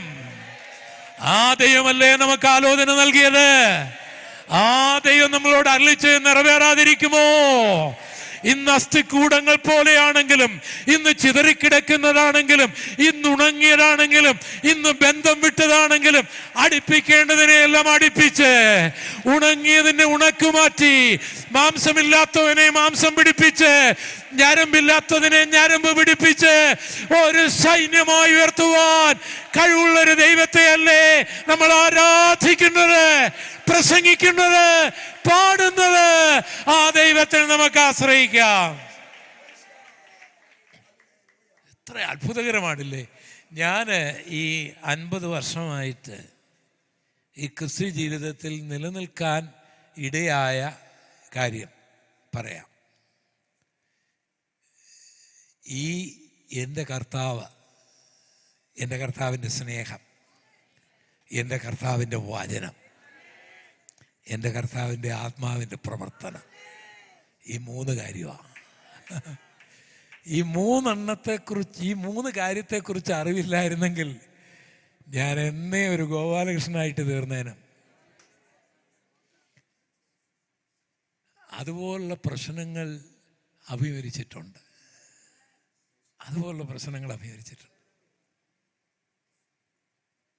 ഞാനൊരു കാര്യം നിങ്ങളോട് പറയാം. നിങ്ങൾ എന്നെ നോക്കിയാൽ, നിങ്ങളെ നോക്കിയാൽ, അല്ലെങ്കിൽ നിങ്ങൾ ആരെയെങ്കിലും നോക്കിയാൽ നിങ്ങൾ നിരാശപ്പെടും. എന്നാൽ യേശുവിനെയാണ് നോക്കുന്നെങ്കിൽ നിങ്ങൾ ഒരിക്കലും നിരാശപ്പെടുകയില്ല. ദൈവാത്മാവിലാണ് നിങ്ങൾ ആശ്രയിക്കുന്നെങ്കിൽ നിങ്ങൾ ഏത് പ്രതിസന്ധിയിലും ചുള്ളിച്ചാടും. ദൈവവചനത്തിലാണ് നിങ്ങൾ ആശ്രയിക്കുന്നെങ്കിൽ ഒരു വ്യക്തിയും നിങ്ങളെ ഓടിച്ചാലും നിങ്ങൾ ഓടുകയല്ല. ഞാൻ ഇനി ഒരു കാര്യം പറയാം. ഈ ക്രിസ്ത്യാനികളെല്ലാം കൂടെ, പെന്തക്കോസുകാരെല്ലാം കൂടെ എന്നെ ഓടിച്ചാലും ഞാൻ പോവുകയല്ല.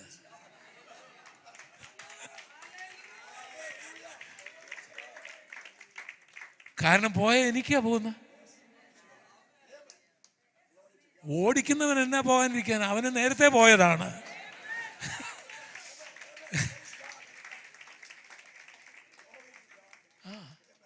നിങ്ങൾ എയർപോർട്ടിലേക്ക് പോകുമ്പോഴേ ഒരു ബെൻസ് കാറിൽ പോവുകയാണ്. അപ്പം നിങ്ങളുടെ മുൻപിൽ ഒരു കാളവണ്ടിക്കാരന് അവൻ പറഞ്ഞു, നിനക്ക് ബെൻസ് കാർ ഉണ്ടായ എന്നാണെന്ന് എനിക്കറിയാടാ, കാളവണ്ടിയായിരുന്നു ആദ്യം ഉണ്ടായിരുന്നത്. നമ്മൾ ആരേലും അതേ കയറി ഇടിക്കുവോ? അതെന്താ കാര്യം ഇടിക്കാത്ത? ഇടിച്ചാൽ അവൻ്റെ ഒരു ചെതുക്ക് തടിയേ പോകാനുള്ളൂ. നമുക്ക് പോകാൻ വിലയുള്ള കാറും യാത്രയുമാണ്. ഇപ്പൊ ഇടിക്കുന്നവൻ ഇടിക്കട്ടെ, വഴക്കുണ്ടാക്കുന്നവൻ വഴക്കുണ്ടാകട്ടെ, അത് അവന്റെ തൊഴിൽ ചെയ്യട്ടെ. നമുക്ക് കർത്താവിനെ ആരാധിക്കാം, നമുക്ക് കർത്താവിൽ വിശ്വസിക്കാം, നമുക്ക് കർത്താവിന്റെ വേല ചെയ്യാം. ആ ഒരു പഠനം എൻ്റെ ജീവിതത്തിൽ ഇല്ലായിരുന്നെങ്കിൽ ഞാൻ ഈ കൃപയിൽ നിന്ന് കാണുകയില്ലായിരുന്നു. ഒരു സംഭവം ഓർപ്പിക്കാം. ഒരു യോഗത്തിൽ എന്നെ പ്രസംഗിക്കാൻ വിളിച്ചിട്ട് സംഘാടകർ ഒരു നുണ കേട്ട് എന്നെ അവിടെ പ്രസംഗിപ്പിക്കാതിരിക്കുകയാണ്. വാൾപോസ്റ്റും നോട്ടീസും ഒക്കെ പത്രത്തിലും ഒക്കെ കൊടുത്തൊരു മഹായോഗത്തിൽ ഒരു ഭയങ്കര നുണ പറഞ്ഞ് ചിത്രീകരിച്ച് എന്നെ ആ യോഗത്തിൽ നിന്ന് പ്രസംഗിപ്പിക്കാതിരിക്കുകയാണ്. ഭയങ്കര വേദന ഉണ്ടായി. ആർക്കും അങ്ങനെ ഉണ്ടാവുമല്ലോ. ഞാൻ സഭാ ഹാളിലോട്ട് കയറി പാഴ്സനേജിൻ്റെ വാതിലും അടച്ച്, ഈ സഭാ ഹാളിൻ്റെ വാതിലും അടച്ചു. പാഴ്സനേജിൻ്റെ വാതിലടച്ച് എൻ്റെ ഭാര്യയും മകനും അങ്ങോട്ട് വരാതിരിക്കാൻ. ഹോളിൻ്റെ വാതിലടച്ച് റോഡ് സൈഡ് ആയതുകൊണ്ട് ആൾക്കാരെപ്പോഴും അവിടെ വരും, അവർ വരാതിരിക്കാൻ. അതൊന്ന് കരയാനാ. അപ്പം ഞാൻ ഇരുന്ന് പ്രാർത്ഥിക്കാൻ തുടങ്ങി. എനിക്ക് ഇരിക്കാൻ കഴിയുന്നില്ല, മനോവേദന ഉണ്ട്. നമ്മളെ നിങ്ങളെപ്പോഴും ഓർക്കണം, ഞങ്ങളെ ഇങ്ങനെ മല മാറ്റുന്നവരൊക്കെ ആണെങ്കിലും മനുഷ്യരാണ്.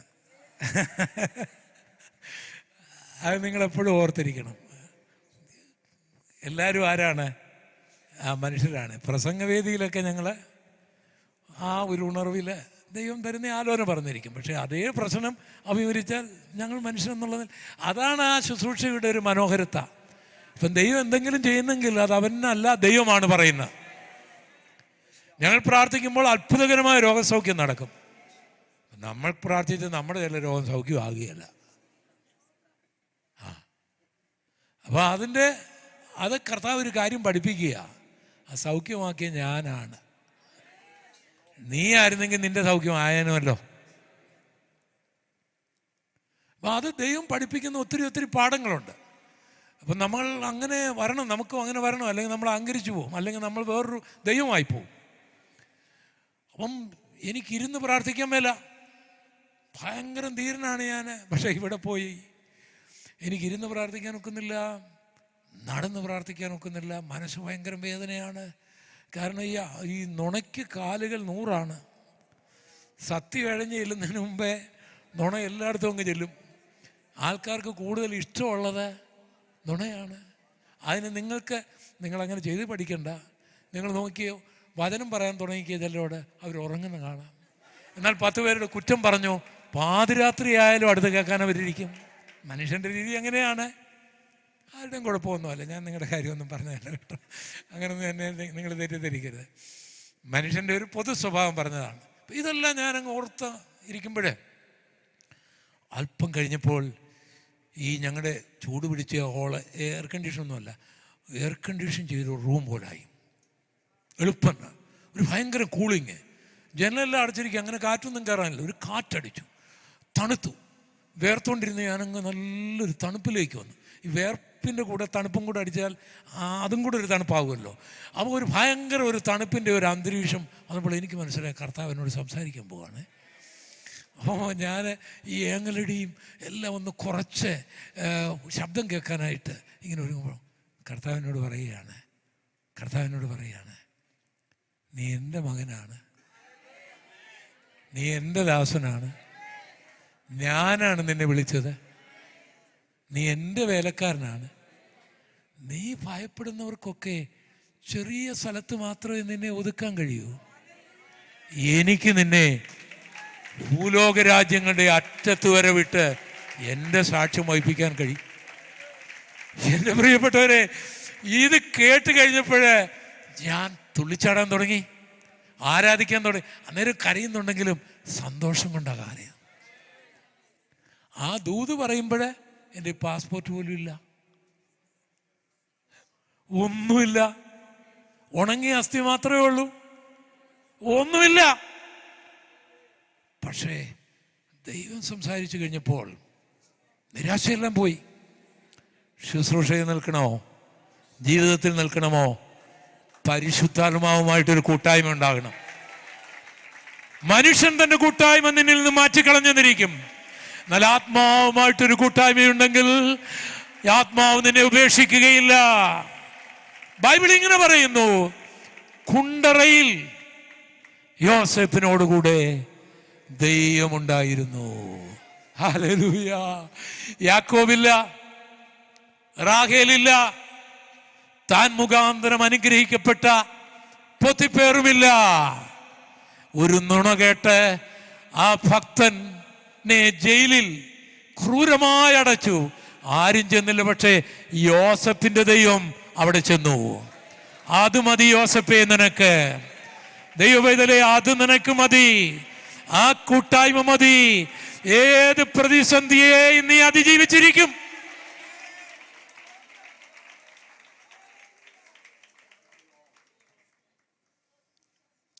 അപ്പം എനിക്കറിയത്തില്ല സാഹചര്യങ്ങൾ എങ്ങനെയാണെന്ന്. അതിനുശേഷം എനിക്ക് ഈ പ്രശ്നം മുഖാന്തരം ചിലർ അവിടെ വരികയും കർത്താവിനെ രക്ഷകനായി സ്വീകരിക്കുകയും അവരെനിക്ക് ഫ്രീ ആയിട്ട് ഒരു പാസ്പോർട്ട് എടുത്തു തന്നു. ഇതിൻ്റെ റിസൾട്ടാണ്, ആ എതിർപ്പിൻ്റെ റിസൾട്ട്. ഒരു കൂട്ടർ എതിർക്കുമ്പോൾ ചിലർക്ക് നമ്മളോട് സ്നേഹം വരുമല്ലോ, അങ്ങനെയുണ്ട്. അത് ശത്രുവ കേൾക്കണ്ട, ശത്രു കേട്ട് കഴിഞ്ഞാൽ അവൻ നമ്മളെ ഉപദ്രവിക്കാതിരിക്കും.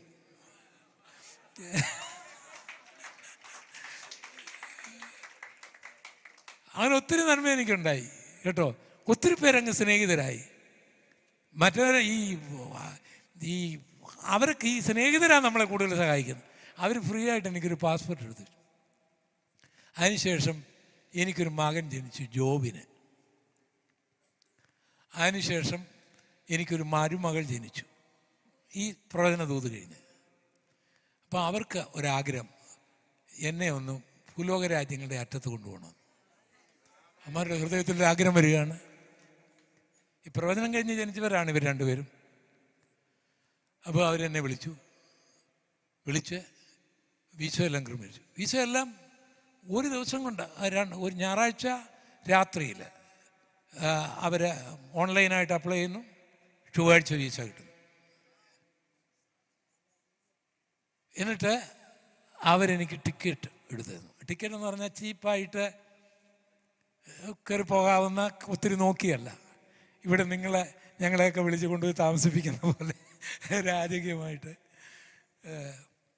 ഏറ്റവും നല്ല യാത്ര. അപ്പം സിംഗപ്പൂരിൽ ചെല്ലുമ്പോഴത്തേക്ക് അവിടെ ഞങ്ങൾക്ക് ബുദ്ധിമുട്ട് വരാതിരിക്കാനായിട്ട് സിംഗപ്പൂർ $, മക്കൾക്ക്.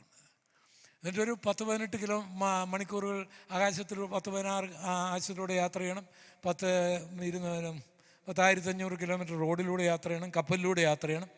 അപ്പം പപ്പായ്ക്കും മമ്മിക്കും ക്ഷീണിക്കാതിരിക്കാനൊക്കെ ആയിട്ട് ഇടയ്ക്കിടയ്ക്ക് ഓരോ വീടുകൾ റെസ്റ്റ് ചെയ്യാനായിട്ട്. എന്നിട്ട് ഞങ്ങൾ സ്റ്റുവാർഡ് ഐലൻഡ് എന്ന് പറയുന്ന സ്ഥലത്ത് പോയി. അന്റാർട്ടിക്ക ഓഷനിലൂടെ, പസഫിക്കിൻ്റെ ഒരു ഭാഗമാണ് അത്. ഭൂലോക രാജ്യങ്ങളുടെ ഒരറ്റമാണ്.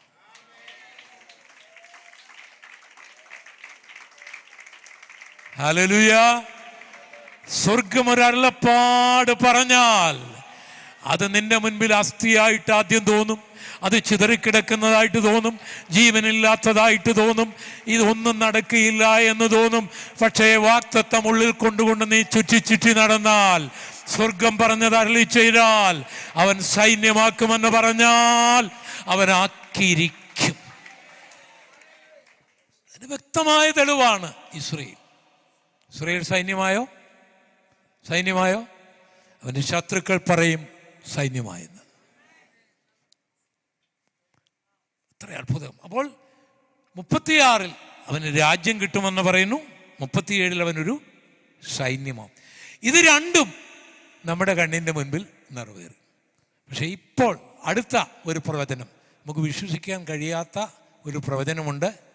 അത് നമ്മൾ ചിന്തിക്കാൻ പോവുകയാണ്. കാരണം അതിനു മുമ്പ് കർത്താവ് വരികയും നമ്മൾ പോവുകയും ചെയ്യും. അപ്പം അതുകൊണ്ട് ഇനി നടക്കാനുള്ള പ്രവചനമൊക്കെ ഇവിടെ റെക്കോർഡ് ചെയ്യുന്നതുകൊണ്ട് ആൾക്കാർ കേട്ടോട്ടെ. ഈ രണ്ട് അത് നമുക്ക് വലിയ വിഷയമൊന്നും അല്ലെങ്കിലും അതിനകത്ത് ഒരു ചില ദൂത് നമ്മളോടുള്ളത് കൊണ്ട് മാത്രമാണ് അത് ഞാൻ തിരഞ്ഞെടുത്ത്. ഇനി നടക്കാൻ പോകുന്നതാണ്. ഇപ്പോൾ ഇസ്രായേൽ വലിയ മിടുക്കരായിട്ടൊക്കെ നിൽക്കുകയാണ്. അമേരിക്കയുണ്ട്, എല്ലാവരും ഉണ്ട്, നമ്മുടെ ഇന്ത്യ ഉണ്ട്. അതുകൊണ്ട് എല്ലാവരെയും പേടിപ്പിച്ചൊക്കെ അവരൊക്കെ നിൽക്കുകയാണെങ്കിലും ഇസ്രായേൽ മുട്ടടിക്കുന്ന ഒരു കാലം വരുമെന്നും അവൻ വിറയ്ക്കുന്ന ഒരു കാലം വരുമെന്നും ബൈബിൾ പ്രവചനമുണ്ട്. നമ്മുടെ നെതന്യാഹുവൊക്കെ ഒന്ന് കേട്ടിരുന്നേ, മലയാളം പുള്ളിക്ക് അറിയത്തില്ലായിരിക്കും. പക്ഷേ അയാളെ ബൈബിളൊക്കെ വിശ്വസിക്കുന്ന ആളാണ്. പുള്ളിയുടെ മകനുമൊക്കെ ബൈബിൾ ക്വിസിലൊക്കെ ഭയങ്കര സമ്മാനം നേടുന്ന ആളുമൊക്കെയാണ്. അമേരിക്കയിലൊക്കെ അദ്ദേഹം പോയി ചില ക്രിസ്ത്യൻ ചർച്ചുകളിലൊക്കെ ചെന്ന് പറഞ്ഞിട്ടുള്ള കാര്യങ്ങളൊക്കെ ഓൺലൈനിലൂടെ ഞാൻ കേട്ടിട്ടുണ്ട്. അപ്പോൾ ഇപ്പോൾ ഈ AI ടെക്നോളജിയൊക്കെ ഉള്ളത് കൊണ്ട് പുള്ളിയും ചിലപ്പോൾ ട്രാൻസ്ലേറ്റ് ചെയ്ത് ഇസ്രായേൽ എന്നൊക്കെ പറയുമ്പോഴേ ഇതെന്തോ പറയുന്നത് കേട്ടെന്നിരിക്കാം. ആർക്കറിയാം ഇതൊക്കെ നടക്കുമോ ഇല്ലയോ എന്ന്. ഒന്ന് സ്വതം ചെയ്യാം. അതുകൊണ്ട് പുള്ളി കേൾക്കുകയാണെങ്കിൽ കേൾക്കട്ടെ, അല്ലെങ്കിൽ നമുക്ക് കേൾക്കാം. അത് യെശക്കേൽ പ്രവാചകന്റെ പുസ്തകം 38. രക്ഷയുടെ നേതൃത്വത്തിൽ ഒരു മഹായുദ്ധം ഇസ്രായേലിനെതിരായിട്ടുണ്ടാവും. ആ യുദ്ധത്തിൽ ഇസ്രായേൽ വിറയ്ക്കും. ഈ പ്രസംഗം ഹമാസിന് ഭയങ്കര ഇഷ്ടപ്പെട്ടിരുന്നു തോന്നുന്നു. പക്ഷെ അവസാനം വരെ കേൾക്കണം കേട്ടോ. ഞാൻ ഇസ്രായേലിൻ്റെ ഭാഗത്തോ ഹമാസിൻ്റെ ഭാഗത്തോ ആരുടെ ഭാഗത്തോ അല്ല, എൻ്റെ കർത്താവിൻ്റെ ഭാഗത്താണ്, ബൈബിളിൻ്റെ ഭാഗത്താണ്. സ്തോത്രം. അപ്പോൾ അവനെതിരായി ഒരു യുദ്ധം വരാൻ പോവുകയാണ്. എസെക്കേൽ 38:9. ഈ വാക്യങ്ങളെല്ലാം ഒന്ന് എഴുതിയിട്ടാൽ നല്ലതാണ്. 38. നീ മഴക്കോൾ പോലെ കയറി വരും, നീയും നിന്റെ എല്ലാ പടക്കൂട്ടങ്ങളും നിന്നോട് കൂടെയുള്ള പല ജാതികളും മേഘം പോലെ ദേശത്തെ മൂടും. ഒരു യുദ്ധം ഇസ്രായേലിനെതിരായിട്ട് ഉണ്ടാകും. ഒരു മേഘം പോലെ അവരെ മൂടുന്ന ഒരു കാലമുണ്ടാകും. ഇതിന് ബൈബിൾ പണ്ഡിതന്മാർ ഗോഗ് മാഗോഗ് യുദ്ധം എന്നാണ് പറയുന്നത്. 2 ഗോഗ് മാഗോഗ് യുദ്ധമുണ്ട്. അതിൽ പ്രധാനമായിട്ട് റഷ്യയുടെ നേതൃത്വത്തിലുള്ള ഒരു ഗോഗ് മാഗോഗ് യുദ്ധമാണ്. അതിൽ ഈ ഗോഗ് ആരാണ് എന്ന് 38:2 എഴുതിയിട്ടുണ്ട്. എസെക്കേൽ 38:2. ഇത് ഓർക്കുക, ഇതൊക്കെ 2600 വർഷങ്ങൾക്ക് മുൻപുള്ള കാര്യമാണ്. ആ കാലങ്ങളിൽ ഉണ്ടായിരുന്ന രാജ്യങ്ങളുടെ പേരുകളാണ് ഉള്ളത്. ആ പേര് ഞാനിന്ന് വിശദീകരിക്കും. അതിൽ 100% നിങ്ങൾ അംഗീകരിക്കണമെന്നും ഇല്ല. 2-ാം വാക്യത്തിൽ ഒരു ഗോഗ് മാഗോഗ് യുദ്ധം ഇസ്രായേലിനെതിരായിട്ടുണ്ടാകും. അതിൽ ഈ ഗോഗ് ആരാണ് എന്നാണ് എഴുതിയിരിക്കുന്നത്. മനുഷ്യപുത്ര, രോസ്, മേശക്, തൂബൽ എന്നിവയുടെ പ്രഭുവായി മാഗോഗ് ദേശത്തിലെ ഗോഗിന്റെ നേരെ നീ മുഖം തിരിച്ച് മതി. ഞാനിവിടെ പറയാം. മനുഷ്യപുത്ര, രോസ്, മേശക്, തൂബൽ എന്നിവയുടെ പ്രഭുവാണ് ഈ ഗോഗ് എന്ന് പറയുന്നത്. രോസ് എന്ന് പറയുന്ന റഷ്യ, മേശക് എന്ന് പറയുന്നത് യുക്രൈൻ, ജോർജിയ മേഖലകൾ വരും. തൂബൽ എന്ന് പറയുന്ന തുർക്കിയുടെ മേഖലകൾ വരും. എന്ന് പറഞ്ഞാൽ ഇവരൊക്കെ ഈ രോസ്, മേശക്, തൂബൽ ഇതൊക്കെ ബൈബിളിലുണ്ട്. നോഹയുടെ മക്കളുടെ മക്കൾ ഈ നിലകളിലാണ്. അപ്പോൾ അവരൊക്കെ ചെന്ന് താമസിച്ച സ്ഥലങ്ങൾക്കാണ് ആ പേര് ഉണ്ടായത്. പക്ഷേ ഇന്ന് ആ സ്ഥലങ്ങൾ ജിയോഗ്രഫിക്കലായി പഠിച്ചാൽ ഈ സ്ഥലങ്ങളായിരിക്കും. ഇപ്പോൾ ഉദാഹരണമായിട്ട് നമ്മുടെ കേരളം തന്നെ, നമ്മളൊക്കെ ജനിച്ചു കഴിഞ്ഞാണ് കേരളം എന്ന പേര് തന്നെ ഉണ്ടായത്. അതിനു മുൻപ് ഇത് കൊച്ചി, തിരുവിതാംകൂർ, വേണാട് പല പേരിലല്ലേ അറിയപ്പെട്ടിരുന്നു, ഇല്ലേ? ശ്രീലങ്ക, ഇല്ലേ? സിലോണ്. നമ്മുടെ മദ്രാസ് തന്നെ ഇന്ന് എന്താണ് അറിയപ്പെടുന്നത്? ചെന്നൈ അല്ലേ? കൽക്കട്ടയോ കൊൽക്കത്ത ഇല്ലേ? അപ്പോൾ എല്ലാ പേരുകൾക്കും മാറ്റം വരും, രാജ്യങ്ങൾക്ക് മാറ്റം വരും.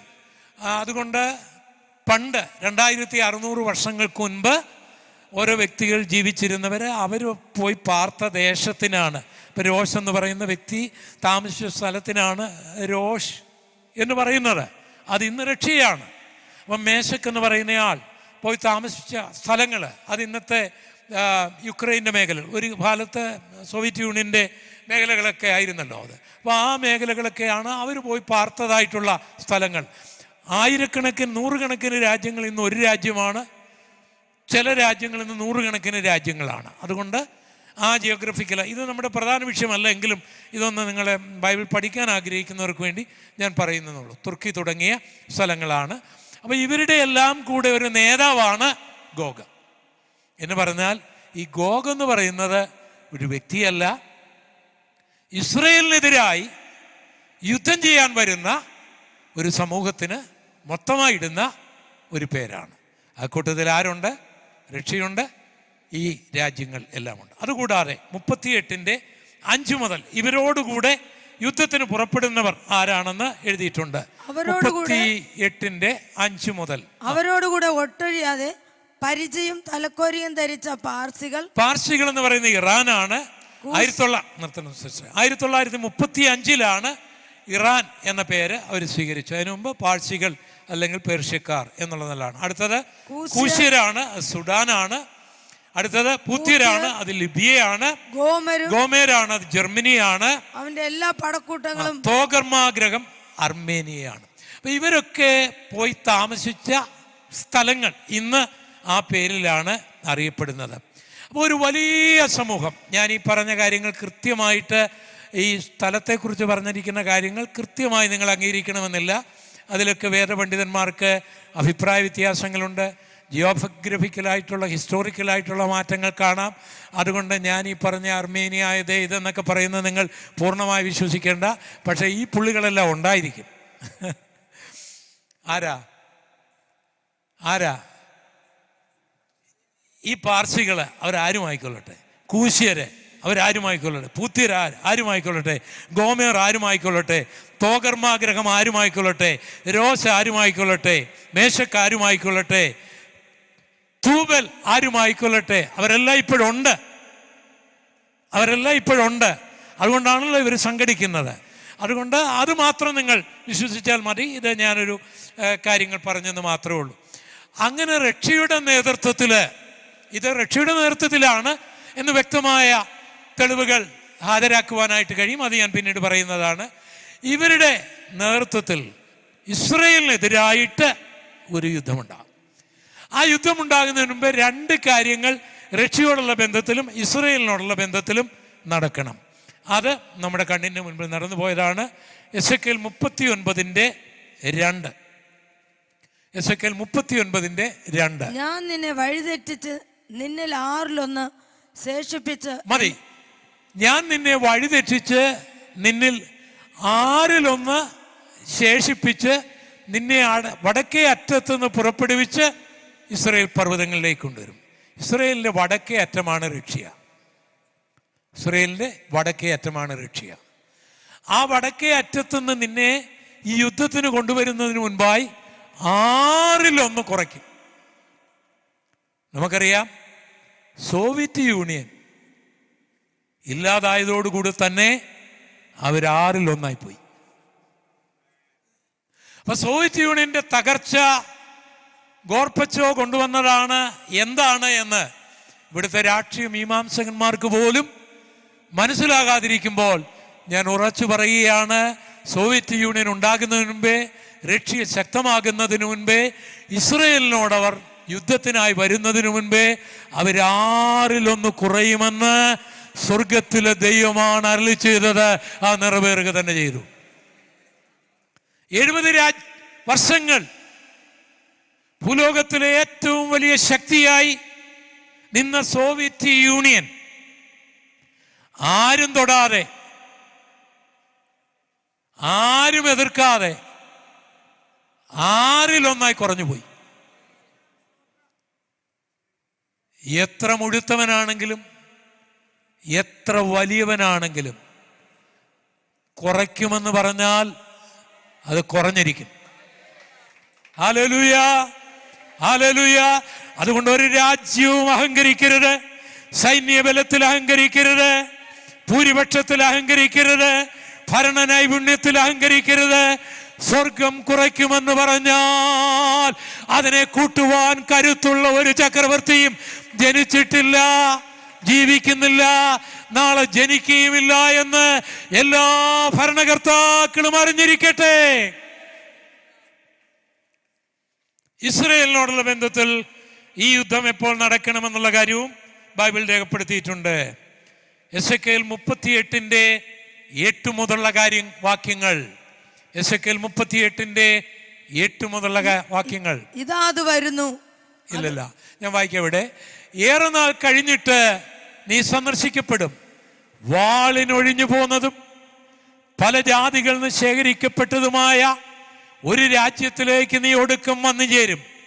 നിരന്തരം ശൂന്യമായി കിടന്നിരുന്ന ഇസ്രായേൽ പർവ്വതങ്ങളിൽ തന്നെ, ഓർക്കുക, വാളിന് ഒഴിഞ്ഞു പോകുന്നവർ BC 587 മുതൽ AD 1948 വരെ ബാബിലോണിന്റെ, മേദ്യ പേർഷ്യയുടെ, ഗ്രീസിന്റെ, റോമിന്റെ, ഓട്ടോമൻ തുർക്കികളുടെ, ഹിറ്റ്ലറിന്റെ വാളിന് ഒഴിഞ്ഞു പോകുന്ന ഒരു ജനം.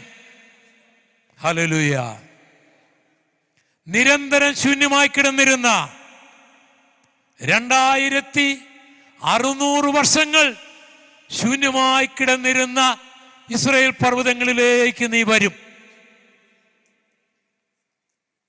എന്ന് പറഞ്ഞാൽ 1948 ശേഷം മാത്രമേ ഈ യുദ്ധം നടക്കുകയുള്ളൂ. 1948 മുൻപ് ഈ പ്രവചനം വായിച്ചവർക്കൊന്നും മനസ്സിലായില്ല. കാരണം ഇസ്രായേലില്ലല്ലോ, അങ്ങനെ ഒരു രാജ്യമില്ലല്ലോ. അങ്ങനെ ഒരു രാജ്യത്തോട് ആര് യുദ്ധത്തിന് വരും? ഇത് ഭോഷത്വമല്ലേ എന്ന് ഏതെങ്കിലും ഒരു യുക്തിവാദിയോ നിരീശ്വരനോ പറഞ്ഞിരുന്നെങ്കിൽ അങ്ങനെ അല്ല എന്ന് പറയുവാൻ നമുക്ക് വാക്കുകളില്ലായിരുന്നു. എന്നാൽ ഇന്നത് പറയുകയില്ല. അതുകൊണ്ട് ബൈബിളിലെ ചില ചോദ്യങ്ങൾക്ക് നിങ്ങൾക്ക് മറുപടി പറയുവാൻ കഴിഞ്ഞില്ല എന്ന കാരണത്താൽ നിരാശപ്പെടേണ്ട. ബൈബിൾ പ്രവചനം അങ്ങനെയാണ്. അത് നിറവേറുന്ന സമയത്താണ് കാര്യങ്ങളെല്ലാം അത് ഭംഗിയായി തെളിഞ്ഞു വരുന്നത്. അപ്പോൾ ഈ യുദ്ധം വരുവാനുള്ള എല്ലാ കാരണങ്ങളും നമ്മുടെ കണ്ണിൻ്റെ മുൻപിലുണ്ട്. അതിന് സമയമായി.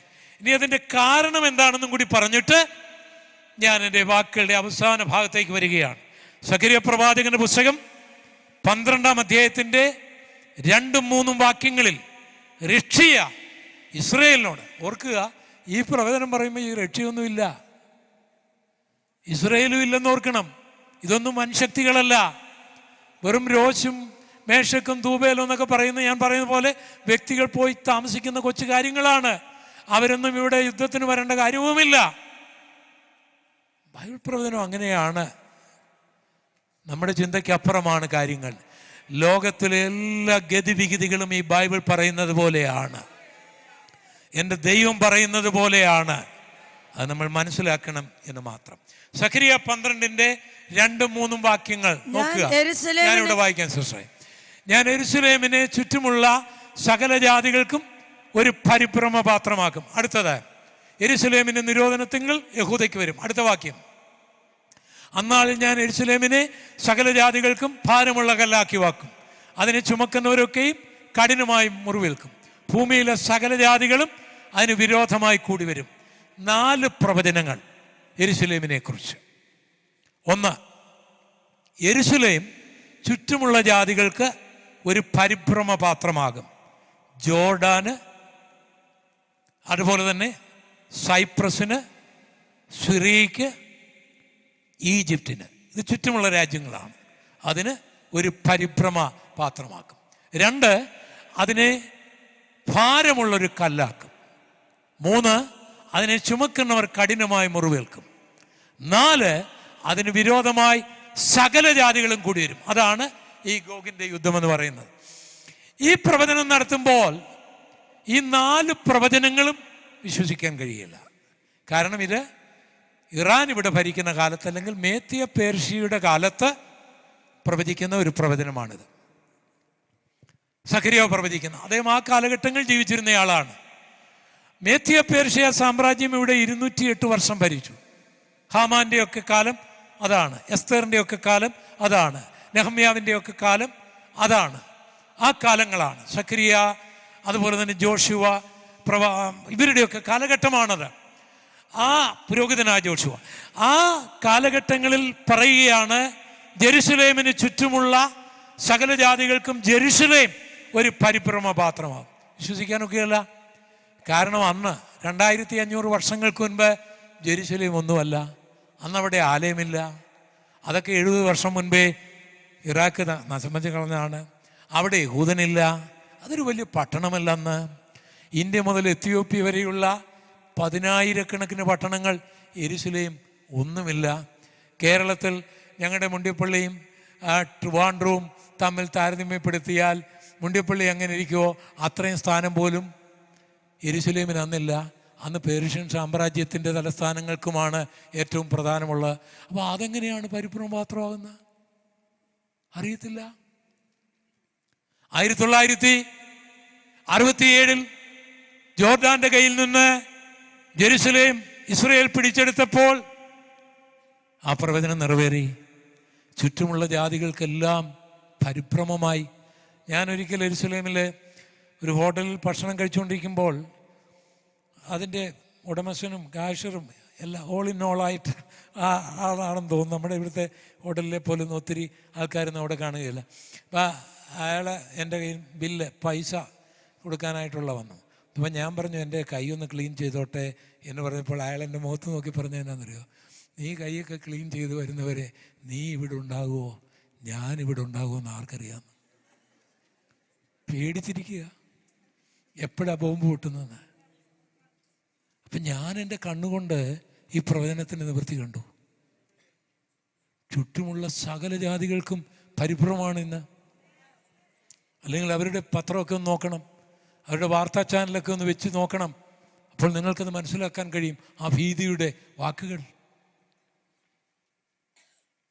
കർത്താവിനെ തള്ളിക്കളഞ്ഞാൽ എത്ര മിടുക്കനാണെങ്കിലും എല്ലാവർക്കും ഒരു പരിഭ്രമ പാത്രമായി, പോലീസിന്, കോടതിക്ക്, കുടുംബക്കോടതിക്ക് എല്ലാം പരിഭ്രമ പാത്രമായി പോകും. നമ്മൾ വിശ്വസ്തമായി നിന്നാൽ എല്ലാവർക്കും നമ്മൾ അനുഗ്രഹമായി തീരും. 2, യെരുശലേമിനെ ഭാരമുള്ള കല്ലാക്കി വെക്കും.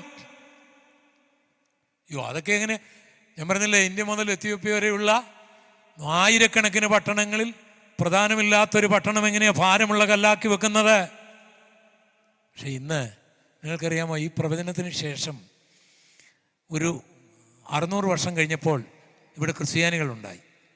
300 വർഷം കഴിഞ്ഞപ്പോൾ ഇവിടെ ക്രിസ്തീയ മതമുണ്ടായി. അതോടുകൂടി ക്രിസ്ത്യാനികളുടെ മതകേന്ദ്രമാണ് ജെറുസലേം. കാരണം അവിടെയാണ് യേശുവിൻ്റെ കല്ലറപ്പള്ളി ഉള്ളത്. അപ്പോൾ ലോകമെമ്പാടുമുള്ള 200 കോടിയിലധികം ക്രിസ്ത്യാനികളുടെ ഭാരം ഇപ്പോൾ ജെറുസലേമിലുണ്ട്. അവിടെ എന്തെങ്കിലും തൊട്ടാൽ അതെല്ലാം ക്രൈസ്തവരെയും ബാധിക്കുമെന്നറിയാം. അപ്പം ക്രൈസ്തവരിവിടെ ഉണ്ടായതിനു ശേഷം 600 വർഷം കഴിഞ്ഞപ്പോൾ മുഹമ്മദ് നബി ജനിച്ചു. ഇവിടെ ഇസ്ലാം മതമുണ്ടായി. ഇസ്ലാം മത ചിന്തയിൽ അവരുടെ 3ാമത്തെ പള്ളി ജെറുസലേമിലാണ്.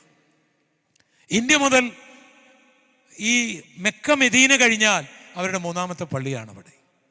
അപ്പം അവിടെ എന്തെങ്കിലും സംഭവിച്ചാൽ ലോകമെമ്പാടുള്ള 180 കോടി ജനങ്ങളുടെ പ്രശ്നമായി മാറും. 3ാമത്തെ പ്രശ്നം, ഇന്ത്യ ഉൾപ്പെടെ യുഎൻഒ ഉൾപ്പെടെ ലോകരാജ്യങ്ങൾ ഉൾപ്പെടെ അമേരിക്ക ഒഴികെ എല്ലാവരും ആവശ്യപ്പെടുന്ന കാര്യം 67 ഇസ്രയേൽ പിടിച്ചെടുത്ത ജെറുസലേം പലസ്തീനുകൾ കൊടുക്കണമെന്നാണ്. അവരതിനെ തലസ്ഥാനമായി പ്രഖ്യാപിച്ചിരിക്കുകയാണ്. 100-ലധികം രാജ്യങ്ങൾ അതിന് സമ്മതം മൂളിയിരിക്കുന്നു. അപ്പം അത് ഭാരമുള്ള കല്ലായില്ലേ? ബിൽ ക്ലിൻ്റൺ പരിശ്രമിച്ചിട്ട് പ്രശ്നം പരിഹരിക്കാനൊത്തില്ല. മേരിലാൻഡിൽ ക്യാമ്പ് ഡേവിഡില് ബിൽ ക്ലിന്റനും ഇസ്രയേലിന്റെ അന്നത്തെ പ്രസിഡന്റും അരാഫാത്ത് എന്നുണ്ട്, അരാഫാത്തും കൂടി ചേർന്ന് ഒരു ചർച്ച നടന്നു. ആ ചർച്ചയിൽ അരാഫാത്ത് പറഞ്ഞു, ഞങ്ങളുടെ ജെറുസലേം ഞങ്ങൾക്ക് തരണം. അപ്പോൾ ഇസ്രയേലിന്റെ പ്രസിഡന്റ് പറഞ്ഞു, തരികയില്ല, ഞങ്ങളുടെ സോളമൻ ഭരിച്ചതാണ്. അരാഫാത്ത് പറഞ്ഞു, നിങ്ങളുടെ സോളമൻ ഭരിക്കുന്നതിന് മുമ്പേ ഞങ്ങളുടെ ആൾക്കാരവിടെ ഉണ്ടായിരുന്നു എന്ന് ബൈബിളിൽ എഴുതിയിട്ടുണ്ട്. അത് സത്യമാണ്, അത് സത്യമാണ്. ഇസ്രയേൽ ജെറുസലേം ഇസ്രായേലിയരുടെ അല്ലായിരുന്നു, അതവർ പിടിച്ചെടുത്തതാണ്. പക്ഷെ ദൈവം അവർക്കത് കൊടുത്തതാണ്. ഒരു മറുപടിയും പറയാതെ ബിൽ ക്ലിന്റൺ അവിടുന്ന് വൈറ്റ് ഹൗസിലേക്ക് പോയി, റാമുള്ളയിലേക്ക് അരാഫാത്ത് പോയി, അന്ന് ടെല്ലവീവിലേക്ക് ഇസ്രയേലിൻ്റെ പ്രസിഡന്റ് പോയി. പരിഹരിക്കാൻ കഴിയാത്തൊരു കല്ലായി മാറി. എല്ലാ പ്രശ്നങ്ങളും പരിഹരിക്കപ്പെടേണ്ട ശാലേമാണ് യെരൂശലേം. അതാർക്കും പരിഹരിക്കുവാൻ കഴിയാത്തതായി തീർന്നെങ്കിൽ യേശുവിനെ അവർ തള്ളിക്കളഞ്ഞതാണ്. കർത്താവിനെ ഒരിക്കലും തള്ളിക്കളയരുത്. കർത്താവ് പോയാൽ നമ്മുടെ പ്രശ്നത്തെ ആർക്കും പരിഹരിക്കാൻ കഴിയാതെ വരും.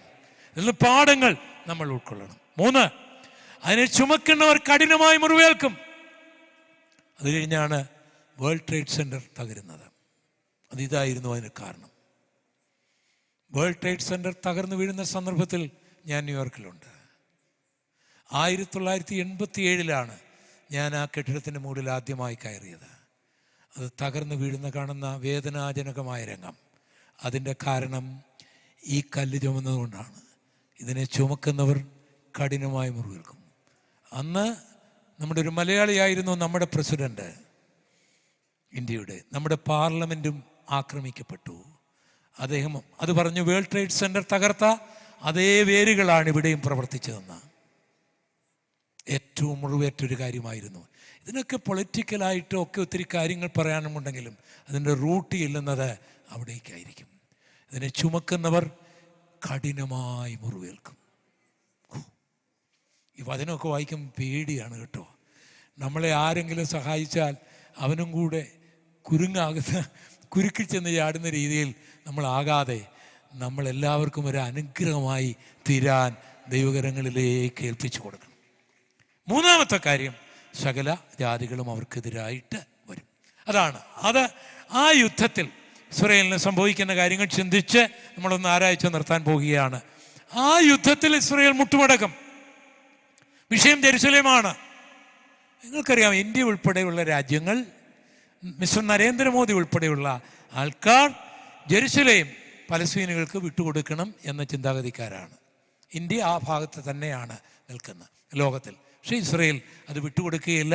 അതിന് അവർക്ക് പറയാനുള്ള കാരണം, ഞങ്ങളുടെ ദൈവം ഞങ്ങൾക്ക് നൽകിയതാണ്, ഞങ്ങളുടെ പിതാക്കന്മാർക്ക് ദൈവം കൊടുത്തതാണ് എന്നുള്ള ന്യായമാണ്. പക്ഷേ അത് ലോകം അംഗീകരിക്കുകയില്ല, ആരും അംഗീകരിക്കുകയില്ല. ഇനി അതൊരു യുദ്ധത്തിലൂടെ അല്ലാതെ നടക്കുകയില്ല എന്ന് മനസ്സിലാകും. ആ യുദ്ധം തുടങ്ങും. അപ്പോൾ ഇസ്രായേലിന് സംഭവിക്കുന്ന കാര്യങ്ങൾ ബൈബിളിൽ രേഖപ്പെടുത്തിയിട്ടുണ്ട്. ഒന്ന് നോക്കാം. 38-15 മുതൽ 16 വരെയുള്ള വാക്യങ്ങൾ നമുക്ക് നോക്കാം. 38-15 മുതൽ 15. നീയും നിന്നോടുകൂടെ പല ജാതികളും ഒട്ടൊഴിയാതെ കുതിരപ്പുറത്ത് കയറി ഒരു മഹാസമൂഹവും മഹാസൈന്യവുമായി നിന്റെ ദിക്കിൽ നിന്ന് വടക്കേ അറ്റത്ത് നിന്ന് തന്നെ വരും. ദേശത്തെ മറക്കേണ്ടതിനുള്ള ഒരു മേഘം പോലെ നീ എന്റെ ജനമായി ഇസ്രായേലിന്റെ നേരെ വരും. മതി, ഞാൻ പറഞ്ഞല്ലോ 6 ജില്ലകൾ കൂടുന്ന അത്രയുമേ ഉള്ളൂ. ഇസ്രായേൽ രക്ഷ തുടങ്ങി. അവരുടെ ആ സഖ്യകക്ഷികൾ ഗോഗ് വരുമ്പോൾ അവരുടെ യുദ്ധവിമാനങ്ങൾക്ക് ഒന്ന് നിരത്തിയിടാനുള്ള സ്ഥലം ഇന്ന് ഇസ്രായേലിനില്ല. ചിറകുകൾ തമ്മിൽ മുട്ടാതെ ഒന്നിടാനുള്ള സ്ഥലം ഇന്ന് ഇസ്രായേലിനില്ല. അവരുടെ യുദ്ധക്കപ്പലുകൾക്ക് മെഡിറ്ററേനിയൻ തീരത്ത് വന്ന് കിടക്കാനുള്ള സ്ഥലമില്ല, അതിൻ്റെ തീരങ്ങളില്ല. അവരുടെ കാലാൾപ്പടകൾക്ക് ഇവിടെ ഒന്ന് നിവർന്നു നിൽക്കാനുള്ള സ്ഥലമില്ല. അത്ര കുഞ്ഞൻ രാജ്യമാണത്, അത്ര ചെറിയൊരു രാജ്യമാണ്. എല്ലാവിധ ആധുനിക യുദ്ധോപകരണങ്ങൾ കൊണ്ട് യുദ്ധക്കപ്പലുകളും യുദ്ധവിമാനങ്ങളും ഇസ്രയേലിനെതിരായിട്ട് ജെറുസലേമിനോടുള്ള ബന്ധത്തിൽ അധികം താമസിക്കാതൊരു യുദ്ധം നടക്കും. അതിനു മുൻപ് നമ്മുടെ കർത്താവ് വരികയും നാം കർത്താവിൻ്റെ അടുക്കലേക്ക് പറന്നു പോവുകയും ചെയ്യും. ഈ പ്രവചനം ഞാൻ പറഞ്ഞുകൊണ്ടിരിക്കുമ്പോൾ യേശുവിൻ്റെ വരവ് അടുത്തിരിക്കുന്നു എന്നുള്ള കാര്യം ഓർക്കണം. യഹൂദൻ ഒരു നല്ല ക്ലോക്കാണ്. ആ ക്ലോക്കിൽ നോക്കി നിങ്ങൾ സമയം പഠിച്ചു കൊള്ളണം. നമ്മുടെ കർത്താവ് വരാറായി. നടക്കേണ്ട കാര്യങ്ങളെല്ലാം നടന്നുകൊണ്ടിരിക്കും. യുദ്ധവിമാനങ്ങൾ, ഇസ്രായേലിനെതിരായിട്ടുള്ള യുദ്ധവിമാനങ്ങൾ, ഇറാന്റെ, റഷ്യയുടെ, അറബ് രാജ്യങ്ങളുടെ, പാകിസ്ഥാന്റെ യുദ്ധവിമാനങ്ങൾ ഇസ്രായേലിന് ചുറ്റും, ലബനോനില്, സിറിയയില്, ഈജിപ്തില് എല്ലാം വന്നിറങ്ങും. ലക്ഷക്കണക്കിന് കാലാൾപ്പടകൾ ജോർഡാനിലൂടെ, സിറിയയിലൂടെ മാർച്ച് ചെയ്യുവാനായിട്ട് അണിനിരക്കും. യുദ്ധക്കപ്പലുകൾ മെഡിറ്ററേനിയൻ കടലിൽ നിരക്കും. ലോകരാജ്യങ്ങൾ ഇസ്രായേലിനോട് പറയും, ജെറുസലേം വിട്ടുകൊടുക്കുക. തർശീസ് വർത്തകന്മാർ, ഗ്രേറ്റ് ബ്രിട്ടനും അമേരിക്കയും കാനഡയും തുടങ്ങിയവർ ഇസ്രായേലിന്റെ ഭാഗത്ത് നിൽക്കുമെങ്കിലും അവർക്കും അറിയാം ഏറ്റുമുട്ടിയാൽ ജയിക്കുകയില്ലെന്ന്. അങ്ങനെ യുദ്ധസന്നാഹങ്ങൾ ഒന്നിച്ചുകൂടി ഇനി രക്ഷപ്പെടുവാൻ കഴിയുകയില്ലെന്ന് ഇസ്രായേലിന്റെ പ്രസിഡന്റിനും മനസ്സിലാകും, പ്രധാനമന്ത്രിക്കും മനസ്സിലാകും, സൈന്യത്തിനും മനസ്സിലാകും. അവരോട് പറഞ്ഞുകൊണ്ടേയിരിക്കും, കീഴടങ്ങുക, ജെറുസലേം വിട്ടുകൊടുക്കുക. ആ സന്ദർഭത്തിൽ അവരെടുക്കുന്ന ഒരായുധമുണ്ട്. ഇസ്രായേലിൻ്റെ അയൺ ഡോമോ, അവരുടെ ന്യൂക്ലിയർ വെപ്പൺസോ, കരുത്തന്മാരായ പട്ടാളക്കാരോ ഈ യുദ്ധത്തിൽ സഹായമാകുകയില്ല. അവർ വിറയ്ക്കുക മാത്രമല്ല, വേർക്കുകയും കൂടെ ചെയ്യും. അവർ പരാജയപ്പെടും, സൈന്യ ബലത്തിൽ ജയിക്കുകയില്ല. യുദ്ധത്തിന് കുതിര വ്യർത്ഥം എന്നവൻ പഠിക്കും.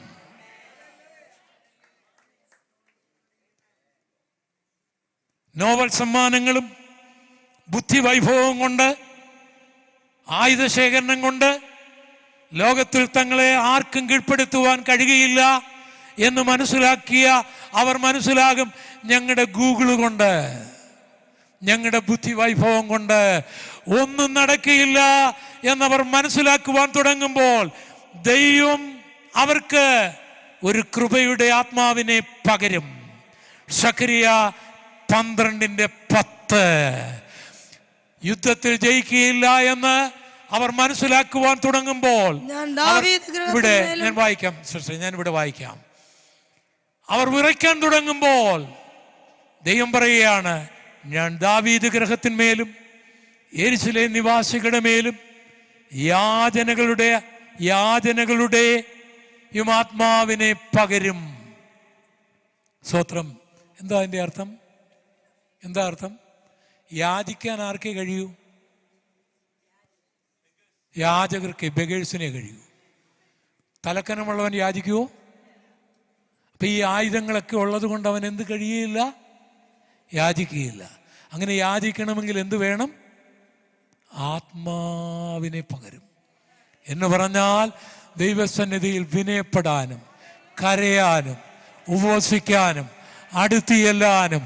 എൻ്റെ കഴിവ് കൊണ്ടൊന്നും സാധിക്കുകയില്ല, എൻ്റെ ആയുധം കൊണ്ടൊന്നും സാധിക്കുകയില്ല, എൻ്റെ ബുദ്ധി കൊണ്ടൊന്നും സാധിക്കുകയില്ല, എന്നെ കൊണ്ടൊന്നും സാധിക്കുകയില്ല എന്ന് ദൈവസന്നിധിയിൽ നിലവിളിക്കത്തക്ക നിലയിൽ യാചനയുടെ ആത്മാവിനെ പകരും. ആത്മാവുണ്ടെങ്കിൽ നമ്മളും ജയിച്ചു.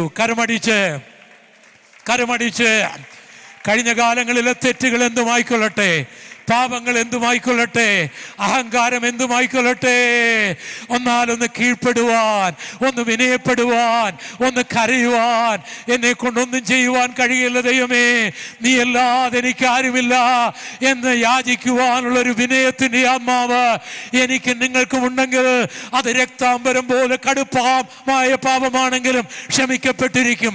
അത് മല പോലെ ഉയർന്നു നിൽക്കുന്ന ശാപമാണെങ്കിലും അത് മാറിയിരിക്കും.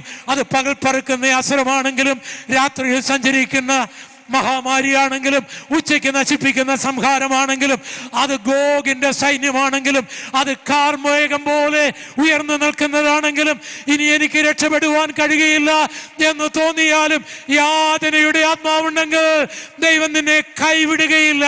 അവൻ ക്ഷമിക്കുന്ന ദൈവമാണ്, അവൻ കരുണയുള്ള ദൈവമാണ്, അവൻ സ്നേഹിക്കുന്ന ദൈവമാണ്, അവൻ അത്ഭുതങ്ങളുടെ ദൈവമാണ്, അവൻ ആകാശത്തെ വിരിച്ചവനാണ്, അവൻ ഭൂമിക്ക് അടിസ്ഥാനമിട്ടവനാണ്, അവൻ മനുഷ്യന്റെ ഉള്ളിൽ അവന്റെ ആത്മാവിനെ സൃഷ്ടിച്ചവനാണ്, അവൻ പ്രപഞ്ചത്തെ നിയന്ത്രിക്കുന്നവനാണ്, അവൻ ഗോഗിനേക്കാൾ ശക്തിയുള്ളവനാണ്, ഇറാനേക്കാൾ ശക്തിയുള്ളവനാണ്, റഷ്യയേക്കാൾ ശക്തിയുള്ളവനാണ്, സകല സൈന്യത്തെക്കാളും.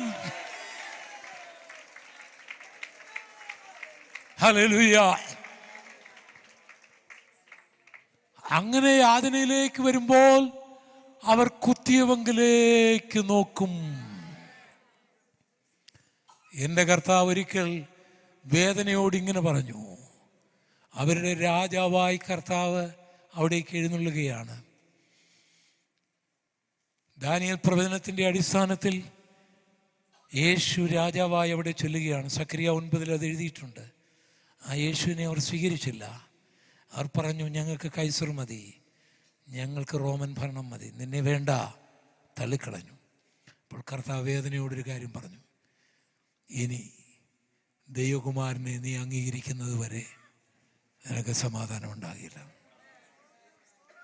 ഇസ്രയേലിൻ്റെ സകല ദുഃഖങ്ങളുടെയും കാരണം അവൻ്റെ അടുക്കിലേക്ക് വന്ന, അവൻ്റെ പാപം മോചിക്കാൻ വന്ന, അവൻ്റെ രോഗം സൗഖ്യമാക്കാൻ വന്ന, അവൻ്റെ കുഞ്ഞുങ്ങളെ അനുഗ്രഹിക്കാൻ വന്ന, അവനെ ഉയർത്താൻ വന്ന, അവനെ സ്വർഗത്തിൽ കൊണ്ടുപോകാൻ വന്ന നസ്രയനായ യേശുവിനെ തെറ്റിദ്ധരിച്ച് തച്ചൻ്റെ മകനെന്ന് പറഞ്ഞും ബേൽസെബൂലുണ്ടെന്ന് പറഞ്ഞും അവനെ ഉപേക്ഷിച്ചതാണ്.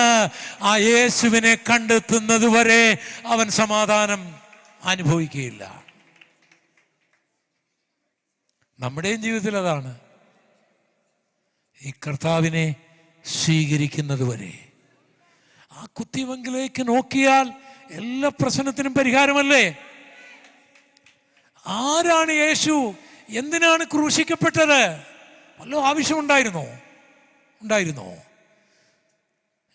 അവൻ പ്രപഞ്ചത്തിൻ്റെ സൃഷ്ടിതാവാണ്, സ്വർഗത്തിൻ്റെ മണിമകുടമാണ്, ദൂതന്മാരുടെ ആരാധ്യ പുരുഷനാണ്, സകല ചരാചരങ്ങളുടെയും സൃഷ്ടിതാവാണ്, അടുത്തുകൂടാത്ത വെളിച്ചത്തിൽ വസിക്കുന്നവനാണ്. അവനേക്കാൾ ഉന്നതനായ ആരുമില്ല, അവനേക്കാൾ ശ്രേഷ്ഠനായ ആരുമില്ല, അവനേക്കാൾ പരിശുദ്ധനായ ആരുമില്ല, അവനേക്കാൾ മനുഷ്യകുലത്തെ സ്നേഹിച്ച ആരുമില്ല. എന്നിട്ട് അവൻ ദൈവമായി സ്വർഗത്തിലിരിക്കാതെ മനുഷ്യനോടുള്ള സ്നേഹനിമിത്തം സ്വർഗത്തിലെ സുഖ സൗകര്യങ്ങൾ വിട്ട്. ഇനി ഈ തിയോളജി നിങ്ങൾ ശ്രദ്ധിച്ചോണം എല്ലാവരും. നമ്മളെല്ലാവരും ചിന്തിക്കുന്നതിൻ്റെ ഓപ്പോസിറ്റ് ആയിട്ടുള്ളൊരു ആത്മീയത ചിന്തിച്ചോണം. നമ്മളെല്ലാം സ്വർഗത്തിൽ പോകാൻ ആഗ്രഹിക്കുന്നവരല്ലേ, അനുഗ്രഹിക്കപ്പെടാൻ ആഗ്രഹിക്കുന്നവരല്ലേ. യേശുവിൻ്റെ തിയോളജി ശ്രദ്ധിച്ചുകൊള്ളണേ. അവൻ സ്വർഗമഹിമകളെ വിട്ട്, സ്വർഗത്തിലെ ആരാധന വിട്ട്, തന്നെത്താൻ ഒഴിച്ച്, ദൈവത്തോടുള്ള സമത്വം വിട്ട്, വേഷത്തിൽ മനുഷ്യനായി, കന്യകാസുതനായി, തിരുവെഴുത്തിൻ പ്രകാരം ബേത്ലഹേമിൽ ജനിച്ചു. അതുകൊണ്ട് പുൽക്കുടിലും മലമുകളിലും മരച്ചുവട്ടിലും മീൻനാറുന്ന വള്ളങ്ങളിലും വിശ്രമിക്കേണ്ടി വന്നു. വിശന്നും ദാഹിച്ചും ജീവിക്കേണ്ടി വന്നു. അപമാനങ്ങളും നിന്ദകളും അവഗണനകളും പീഡകളും അനുഭവിക്കേണ്ടി വന്നു. ഇനി അടുത്ത് നിങ്ങൾ കേട്ടുകൊള്ളണം. നമ്മളെല്ലാം പാപം മോചിക്കപ്പെടാൻ ആഗ്രഹിക്കുന്നവനല്ലേ? പരിശുദ്ധനായ കർത്താവ് എൻ്റെയും നിങ്ങളുടെയും പാപങ്ങൾ ഏറ്റുവാങ്ങി പാപമാക്കപ്പെട്ടു. എൻ്റെയും നിങ്ങളുടെയും ശാപങ്ങൾ ഏറ്റുവാങ്ങി ശാപമാക്കപ്പെട്ടു. ഞാനും നിങ്ങളും കൊള്ളേണ്ട ചാട്ടവാറ അടികൾ അവൻ കൊണ്ടു. ഞാനും നിങ്ങളും ധരിക്കേണ്ട മുൾക്കിരീടം അവൻ ധരിച്ചു. ഞാനും നിങ്ങളും പിടിക്കേണ്ട പരിഹാസത്തിൻ്റെ ചെങ്കോൽ അവൻ പിടിച്ചു. ഞാനും നിങ്ങളും ചുമക്കേണ്ട ക്രൂശ് അവൻ ചുമന്നു. ഞാനും നിങ്ങളും തറയ്ക്കപ്പെടേണ്ട ക്രൂശിൽ അവൻ തറയ്ക്കപ്പെട്ടു. 6 മണിക്കൂറുകൾ സ്വർഗീയ കോടതി, ദൈവീക നീതി ഒരു പാപിക്ക്, ഒരു ശപിക്കപ്പെട്ടവന് കൊടുക്കേണ്ട എല്ലാ ന്യായവിധികളും സ്വയമായിട്ട് സുബോധത്തോടെ അനുഭവിച്ച് മരിച്ചു. ആ ഹൃദയത്തിൻ്റെ സ്പന്ദനം നിലച്ചു. ആ ഹൃദയത്തിൻ്റെ കോർണറിൽ അല്പം ചില തുള്ളികൾ രക്തം കൂടി ഉണ്ടായിരുന്നു. ഒരുത്തൻ ഒരു കുന്തമെടുത്ത് വിരുമാറിൽ കുത്തി. വെറുതെ കുത്തിയതല്ല, ഇതൊക്കെ പ്രവചനം നിറവേറാനാണ്. നിന്നെ ആരെങ്കിലും നിന്ദിച്ചാൽ, ആരെങ്കിലും ശവത്തിൽ കുത്തുവോ? അങ്ങനെയുള്ള ദുഷ്ടന്മാരും ഉണ്ടാകും. അതും പ്രവചനങ്ങൾ നിറവേറാനാണ് എന്ന് മനസ്സിലാക്കിയാൽ നിനക്ക് നിരാശ വരികയില്ല. ഒരുത്തൻ നിന്ദിച്ചാൽ, ഒരുത്തൻ അപമാനിച്ചാൽ, ദൂത് നിന്നോട് പറഞ്ഞിട്ടുണ്ടാകും, ദൈവം എനിക്ക് വേണ്ടി ഇറങ്ങിയാൽ കക്ഷതകൾ, നിന്ദകൾ ഉണ്ടാകുമെന്ന് സ്വർഗം പറഞ്ഞിട്ടുണ്ട്. അതൊന്ന് ഓർത്താൽ മതി. അതൊക്കെ സംഭവിച്ചിട്ടുള്ളൂ. ആ രക്തം, ബാക്കി രക്തവും കൂടി ഒഴുകി. ഈ യേശുവിൽ മാത്രമാണ് പാപമോചനം. ഈ യേശുവിൽ മാത്രമാണ് ശാപമോചനം. അവന്റെ അടിപ്പിണരുകളാൽ സൗഖ്യമുണ്ട്. അവന്റെ കാൽപാദത്തിൽ പിശാച് പരാജയപ്പെടുകയാണ്. അവന്റെ മുഴുവനായുധവും ആ പാദപീഠത്തിൽ അടിയറ വെച്ചു പിശാച് ഭയപ്പെടുന്ന ഒന്നുണ്ടെങ്കിൽ അതിൻ്റെ യേശുവിൻ്റെ ക്രൂശ് മരണമാണ്. പിശാച് വിറയ്ക്കുന്ന ഒന്നുണ്ടെങ്കിൽ അതിൻ്റെ കർത്താവിൻ്റെ രക്തമാണ്. ഒരു ലൂസിഫറിനും ഒരു അന്ധകാരത്തിനും പിടിച്ചു നിൽക്കാനായി കഴിയുകയില്ല. ഒരു മന്ത്രവാദിക്കും ഒരു കൂടോത്രക്കാരനും ആ ക്രൂശിന്റെ മുൻപിൽ പിടിച്ചു നിൽക്കാനായി കഴിയുകയില്ല. അത്ര ശക്തമാണത്. നമുക്ക് പ്രശംസിപ്പാനുള്ളത്, നമുക്ക് ആശ്രയിപ്പാനുള്ളത് അത് മാത്രമേ ഉള്ളൂ. ഹല്ലേലൂയ. എന്റെ നാഥന് മുൾമുടി കൊടുത്ത, എന്റെ നാഥന് പരിഹാസത്തിന് ചെങ്കോൽ കൊടുത്ത, ക്രൂശ് കൊടുത്ത ഈ ലോകത്തിൽ നിന്ന് നിങ്ങൾ മറ്റൊന്നും പ്രതീക്ഷിക്കരുത്, പ്രതീക്ഷിക്കുകയും വേണ്ട.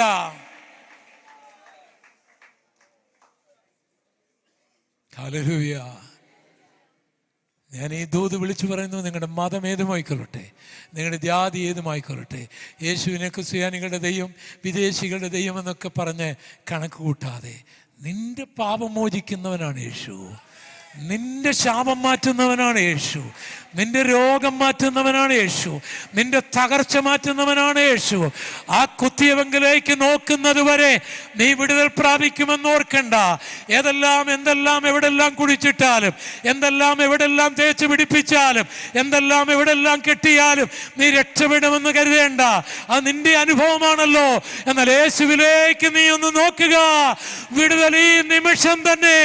നിന്റെ ജാതി ചോദിക്കാതെ, മതം ചോദിക്കാതെ, പണം ചോദിക്കാതെ, നിറം നോക്കാതെ, നീ ആര് തന്നെയാണെങ്കിലും ആ കുത്തിയവങ്കിലേക്ക് നോക്കിയാൽ നിനക്ക് വിടുതലാണ്. അത് ഇസ്രായേലിന് ബോധ്യമാകും. അവൻ കുത്തിയവങ്കിലേക്ക് നോക്കും. തുടർന്നുള്ള അധ്യായങ്ങൾ നിങ്ങൾ വീട്ടിൽ വെച്ചൊന്ന് വായിക്കണം. അവർ വ്യക്തികളായി പ്രാർത്ഥിക്കാൻ തുടങ്ങും. സ്ത്രീകളായി പ്രാർത്ഥിക്കാൻ തുടങ്ങും. കുടുംബമായി പ്രാർത്ഥിക്കാൻ തുടങ്ങും. അവർ കരഞ്ഞ് പ്രാർത്ഥിക്കാൻ തുടങ്ങും. അവിടെ വിലാപമെന്നാണ്. എന്താ പ്രാർത്ഥിക്കുന്ന അറിയാമോ? എന്താ പറയുന്നത്? അപ്പോൾ ഗോഗിൻ്റെ യുദ്ധവിമാനങ്ങൾ എല്ലാം ഇങ്ങനെ ഒരു നിമിഷത്തിനുള്ളിൽ ഇവരെ തകർക്കുമെന്നുള്ള വാർത്തകൾ നിറഞ്ഞു നിൽക്കുമ്പോൾ അവർ പറയുന്നു നിൽക്കണോ, കർത്താവേ യെരൂശലേം അങ്ങ് ഞങ്ങൾക്ക് നൽകുകയാണ്, എന്നാൽ ഞങ്ങളതിനെ മലിനമാക്കി. വ്യഭിചാരം കൊണ്ടും കള്ളം കൊണ്ടും നുണ കൊണ്ടും ചതി കൊണ്ടും അനീതിപരമായ പണസമ്പാദനം കൊണ്ടും വഴക്കുകൊണ്ടും ഒക്കെ ഞങ്ങളതിനെ മലിനമാക്കി. നിൻ്റെ പ്രമാണത്തെ അനുസരിക്കാതെ നിൻ്റെ പ്രവാചകന്മാരെ കല്ലെറിഞ്ഞു. ഞങ്ങളുടെ കർത്താവിനെ തന്നെ ഞങ്ങൾ ഉപേക്ഷിച്ചു. അതുകൊണ്ടാണ് ഇതെല്ലാം ഞങ്ങൾക്ക് സംഭവിച്ചിരിക്കുന്നത്. കർത്താവേ, ഞങ്ങളോടൊന്ന് കരുണ കാണിക്കണമേ. നീ അബ്രഹാമിൻ്റെ ദൈവമാണല്ലോ, ഇസ്ഹാക്കിൻ്റെ ദൈവമാണല്ലോ, യാക്കോബിൻ്റെ ദൈവമാണല്ലോ. അവരോടൊക്കെ അങ്ങ് പറഞ്ഞ വാഗ്ദത്തങ്ങൾ ഒന്ന് ഓർക്കണമേ എന്നാണ് അവർ പറയുന്നത്. അങ്ങനെ അവരുടെ പാപങ്ങൾ ഏറ്റുപറഞ്ഞ്, അവരുടെ കുറവുകൾ ഏറ്റുപറഞ്ഞ് യേശുവിനെ രക്ഷകനായി സ്വീകരിച്ച് അവർ നിലവിളിച്ച് അവരുടെ കണ്ണുനീരെങ്ങനെ ഒഴുകിക്കൊണ്ടിരിക്കുമ്പോൾ ഗോഗിന്റെ ക്യാപ്റ്റൻ യുദ്ധപ്രഖ്യാപനത്തിനായി പുൾപിറ്റിലേക്ക് വരികയാണ്. അപ്പോൾ അദ്ദേഹം കമാൻഡ് കൊടുത്താലുടൻ വ്യോമസേനകൾ, നാവികസേനകൾ, കരസേനകൾ യുദ്ധം ആരംഭിക്കും. 5 മിനിറ്റ് മാക്സിമം 5 മിനിറ്റ്, പിന്നെ ഇസ്രായേൽ കാണുകയില്ല. എല്ലാവർക്കും അറിയാം, വാർത്തയാണ്. ഇപ്പോൾ അയാൾ പുൽപ്പിറ്റിലേക്ക് വരികയാണ്. ഇസ്രായേലിൽ നിന്ന് പ്രത്യാക്രമണം ഒന്നും ഉണ്ടാകുന്നില്ല, ഒരു യുദ്ധവിമാനങ്ങളും പറക്കുന്നില്ല, ഒന്നും നടക്കുകയില്ല എന്നവർക്കറിയാം. ഇവിടെ പ്രാർത്ഥന മാത്രമാണ്, കരച്ചിൽ മാത്രമാണ്. ദൈവാത്മാവ് അതുപോലെ പ്രവർത്തിക്കുകയാണ്. അങ്ങനെ ആ കമാൻഡർ, അതിൻ്റെ ചീഫ് ആരോ അവിടേക്ക് വന്ന് അയാൾ ഒന്നുകൂടെ പറഞ്ഞു, ഇസ്രായേലിന് ഭൂമിയിൽ ജീവിക്കാൻ അനുവാദം തരാം, ജെറുസലേം വിട്ടുകൊടുക്കുക. കൗണ്ട് ഡൗൺ അയാൾ ചെയ്യുകയാണ് അവിടെ. 10, 9, 8, 7, 6, 5, 4, 3. ഇയാൾ കരഞ്ഞുകൊണ്ടിരിക്കുമ്പോൾ അവിടെ ചില കാര്യങ്ങൾ സംഭവിക്കും. എസെക്കിയേൽ പ്രവാചകന്റെ പുസ്തകം 38 ആ ഭാഗം കൂടെ വായിക്കാൻ നമുക്ക്. 38 15 മുതൽ ഉള്ള വാക്യങ്ങൾ കൂടെ നോക്കി. നീയും നിന്നോടുകൂടെ പല ജാതികളും ഒട്ടൊഴിയാതെ കുതിരപ്പുറത്ത് കയറി ഒരു മഹാസമൂഹവും മഹാസൈന്യവുമായി നിന്റെ ദിക്കിൽ നിന്ന് വടക്കേ അറ്റത്ത് നിന്ന് തന്നെ വരും. മതി. 19 വാക്യം. അന്നാളിൽ നിശ്ചയമായിട്ടും ഇസ്രായേൽ ദേശത്ത് വലിയൊരു ഭൂകമ്പം ഉണ്ടാകും. ഇയാൾ യുദ്ധം പ്രഖ്യാപിക്കുന്നതിന് അര സെക്കൻഡ് മുൻപ്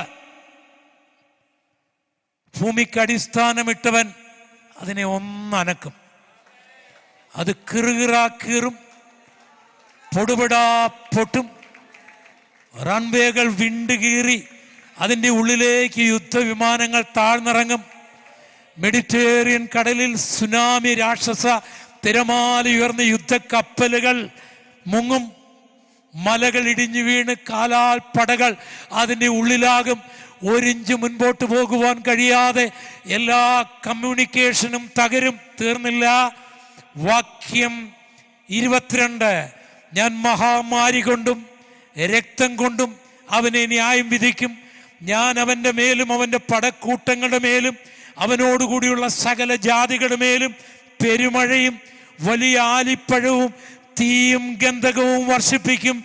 ഇങ്ങനെ ഞാൻ എന്നെ തന്നെ മഹത്വീകരിക്കുകയും എന്നെ തന്നെ വിശുദ്ധീകരിക്കുകയും പല ജാതികളും കാണുകയെ എന്നെ വെളിപ്പെടുത്തുകയും ഞാൻ യഹോവയെന്ന് അവരറിയുകയും ചെയ്യും. ഞാൻ യഹോവയെന്ന് അറിയുകയും ചെയ്യും. ഞാൻ യഹോവയെന്ന് അറിയുകയും ചെയ്യും.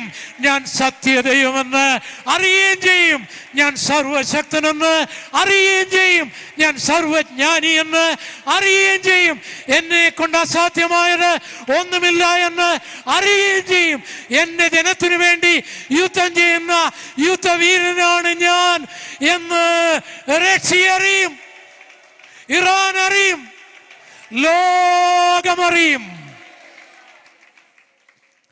5 മിനിറ്റ് കൊണ്ട് ജയിക്കാൻ ആഗ്രഹിച്ച ഗോഗ് മാഗോഗിന്റെ സൈന്യം 5 മിനിറ്റിനുള്ളിൽ തകർന്നു വീഴുകയും പിന്നെ മാസങ്ങൾ എടുത്ത് അവരെ അടക്കുന്ന കാര്യങ്ങളും അതേ അധ്യായത്തിൽ എഴുതിയിട്ടുണ്ട്. അതിന് നടക്കാൻ പോകുന്ന കാര്യങ്ങൾ ഇതിൽ നിന്ന് ഒരു ദൂത് ഞാൻ പറയാം. ഗോഗിന്റെ സൈന്യം മറയ്ക്കത്തക്ക നിലയിൽ മേഘം പോലെ നിന്റെ തലയ്ക്ക് മീതെ ഉയർന്നാലും 4 പുറവും നിന്നെ ഞെരുക്കിയാലും ഒറ്റ കാര്യം ചെയ്താൽ നീ രക്ഷപ്പെടും. പാപങ്ങൾ ഏറ്റുപറഞ്ഞ് കുറവുകൾ സമ്മതിച്ച് ക്രൂശിതനായ കർത്താവിൽ ആശ്രയിച്ചാൽ ദൈവം ഒരിക്കലും നിന്നെ കൈവിടുകയില്ല. ദൈവം ഒരിക്കലും നിന്നെ കൈവിടുകയില്ല. ദൈവം ഒരിക്കലും നിന്നെ കൈവിടുകയില്ല. ദൈവം ഒരിക്കലും നിന്നെ കൈവിടുകയില്ല.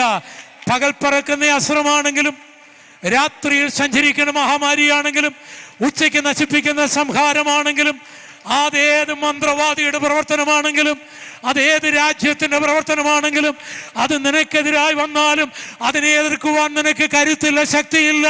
പക്ഷെ നീ ആരാധിക്കുന്ന ദൈവത്തിന് കരുത്തുണ്ട്. നീ വിശ്വസിക്കുന്ന ദൈവത്തിന് കരുത്തുണ്ട്. നീ ആശ്രയിക്കുന്ന ദൈവത്തിന് കരുത്തുണ്ട്. ഹല്ലേലൂയ. ആ കുത്തിയെങ്കിലേക്ക് നോക്കാം. നമുക്ക് ആ കർത്താവിൻ്റെ കൽപ്പനകളൊന്ന് അനുസരിക്കാം. കുറവുകൾ സമ്മതിക്കാനും അതേറ്റു പറയാനും. ഒരു യാചനയുടെ ആത്മാവ്. അങ്ങനെയുള്ളവർക്കാണ് അവർ വിട്ട് കരഞ്ഞ് പറയും, അയ്യോ എൻ്റെ അപ്പാ ഞാൻ പാപം ചെയ്തു, അല്ലെങ്കിൽ ഞാൻ തെറ്റ് ചെയ്തു. കുറവ് സമ്മതിക്കും അവർക്ക് അത് പിടിച്ചു നിൽക്കേണ്ട കാര്യമൊന്നുമില്ല. പക്ഷെ ആ ആത്മാവിനെ ദൈവം പകരാൻ ആഗ്രഹിക്കുകയാണ്. അങ്ങനെ വന്നു കഴിഞ്ഞാൽ നമ്മൾക്ക് പിന്നെ നമ്മുടെ പാപങ്ങളോ കുറ്റങ്ങളോ ഏറ്റു പറയുന്നതിനൊന്നും പ്രയാസമില്ല. എനിക്കൊരു കള്ളനെ അറിയാം. ആ കള്ളനെ കൊച്ചിലെ മുതൽ അവൻ കട്ടവനാണ്. പോലീസ് ഒത്തിരി ഇടിച്ചു, പക്ഷേ അതൊന്നും അവൻ ഏറ്റു പറഞ്ഞില്ല. കുറച്ച് പറഞ്ഞു, 10-15 കള്ളം പറഞ്ഞു. സ്നേഹമുള്ള ഒരു സർക്കിൾ ഇൻസ്പെക്ടർ പറഞ്ഞപ്പോൾ അവൻ 10 കള്ളം പറഞ്ഞു. കോടതി വന്നപ്പോൾ അവൻ പറഞ്ഞു ഇത്രയും കള്ളമല്ല, ഇതിൽ കൂടുതൽ ഇതിനേക്കാൾ കൂടുതൽ മോഷണം ഞാൻ ചെയ്തിട്ടുണ്ട് എന്ന് സമ്മതിച്ചു. അയാൾ ജയിലിലൊക്കെ പോയി പുറത്തു വന്ന് നിന്ന് സുവിശേഷകനാണ്. യാചനയുടെ ആത്മാവ് വന്നാൽ നമ്മുടെ കുറവുകൾ ഏറ്റു പറയാൻ നമ്മൾ മടിക്കുകയില്ല. കുറവുകൾ ഏറ്റു പറഞ്ഞ് യേശുവിൻ്റെ ക്രൂശിൽ ആശ്രയിച്ചാൽ വിടുവിക്കാൻ നമ്മുടെ കർത്താവ് എഴുന്നേറ്റിരിക്കും.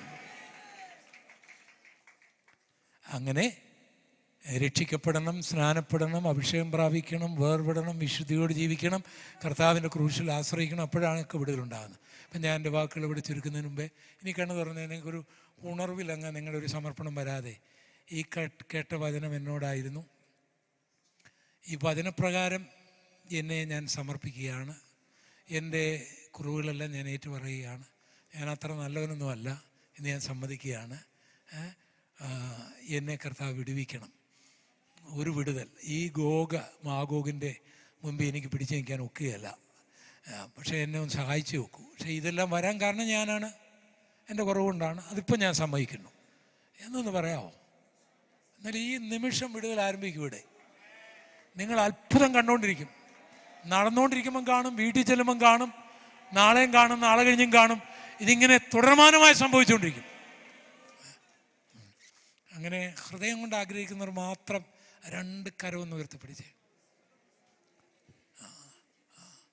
അപ്പം ഈ ഓൺലൈനിലൂടെ ഞങ്ങൾ കേൾക്കുന്നവർ, ദൈവത്തിൻ്റെ ദാസന് സുരേഷ് ബാബു പാസ്റ്റർ വലിയ ദീർഘവീക്ഷണത്തോടു കൂടിയാണ് അദ്ദേഹം ഈ യോഗം നടത്തുന്നത്.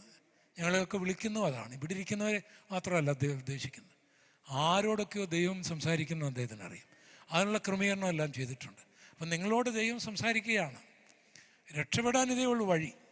മടങ്ങി വരിക, യേശുവിൽ ആശ്രയിക്കുക, എന്നാൽ വിടുതലാണ്.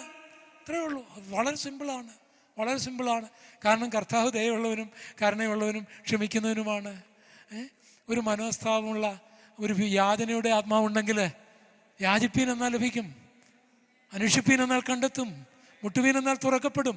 അത് നിങ്ങളുടെ വ്യക്തിപരമായ കാര്യമായിക്കൊള്ളട്ടെ, അത് കുടുംബത്തിൻ്റെ പ്രശ്നമായിക്കൊള്ളട്ടെ, ശരീരത്തിൻ്റെ പ്രശ്നമായിക്കൊള്ളട്ടെ, അത് ഔദ്യോഗികതലം എന്തുമായിക്കൊള്ളട്ടെ, അതെല്ലാം കർത്താവിൻ്റെ കരങ്ങളിലേക്ക് നമ്മളൊന്ന് ഏൽപ്പിക്കുകയാണ്. ഒരു നിമിഷം ഒന്ന് എഴുന്നേറ്റ് ഞാൻ ഉയർത്തിപ്പിടിച്ച കരമായി. ഞങ്ങളുടെ കർത്താവേ,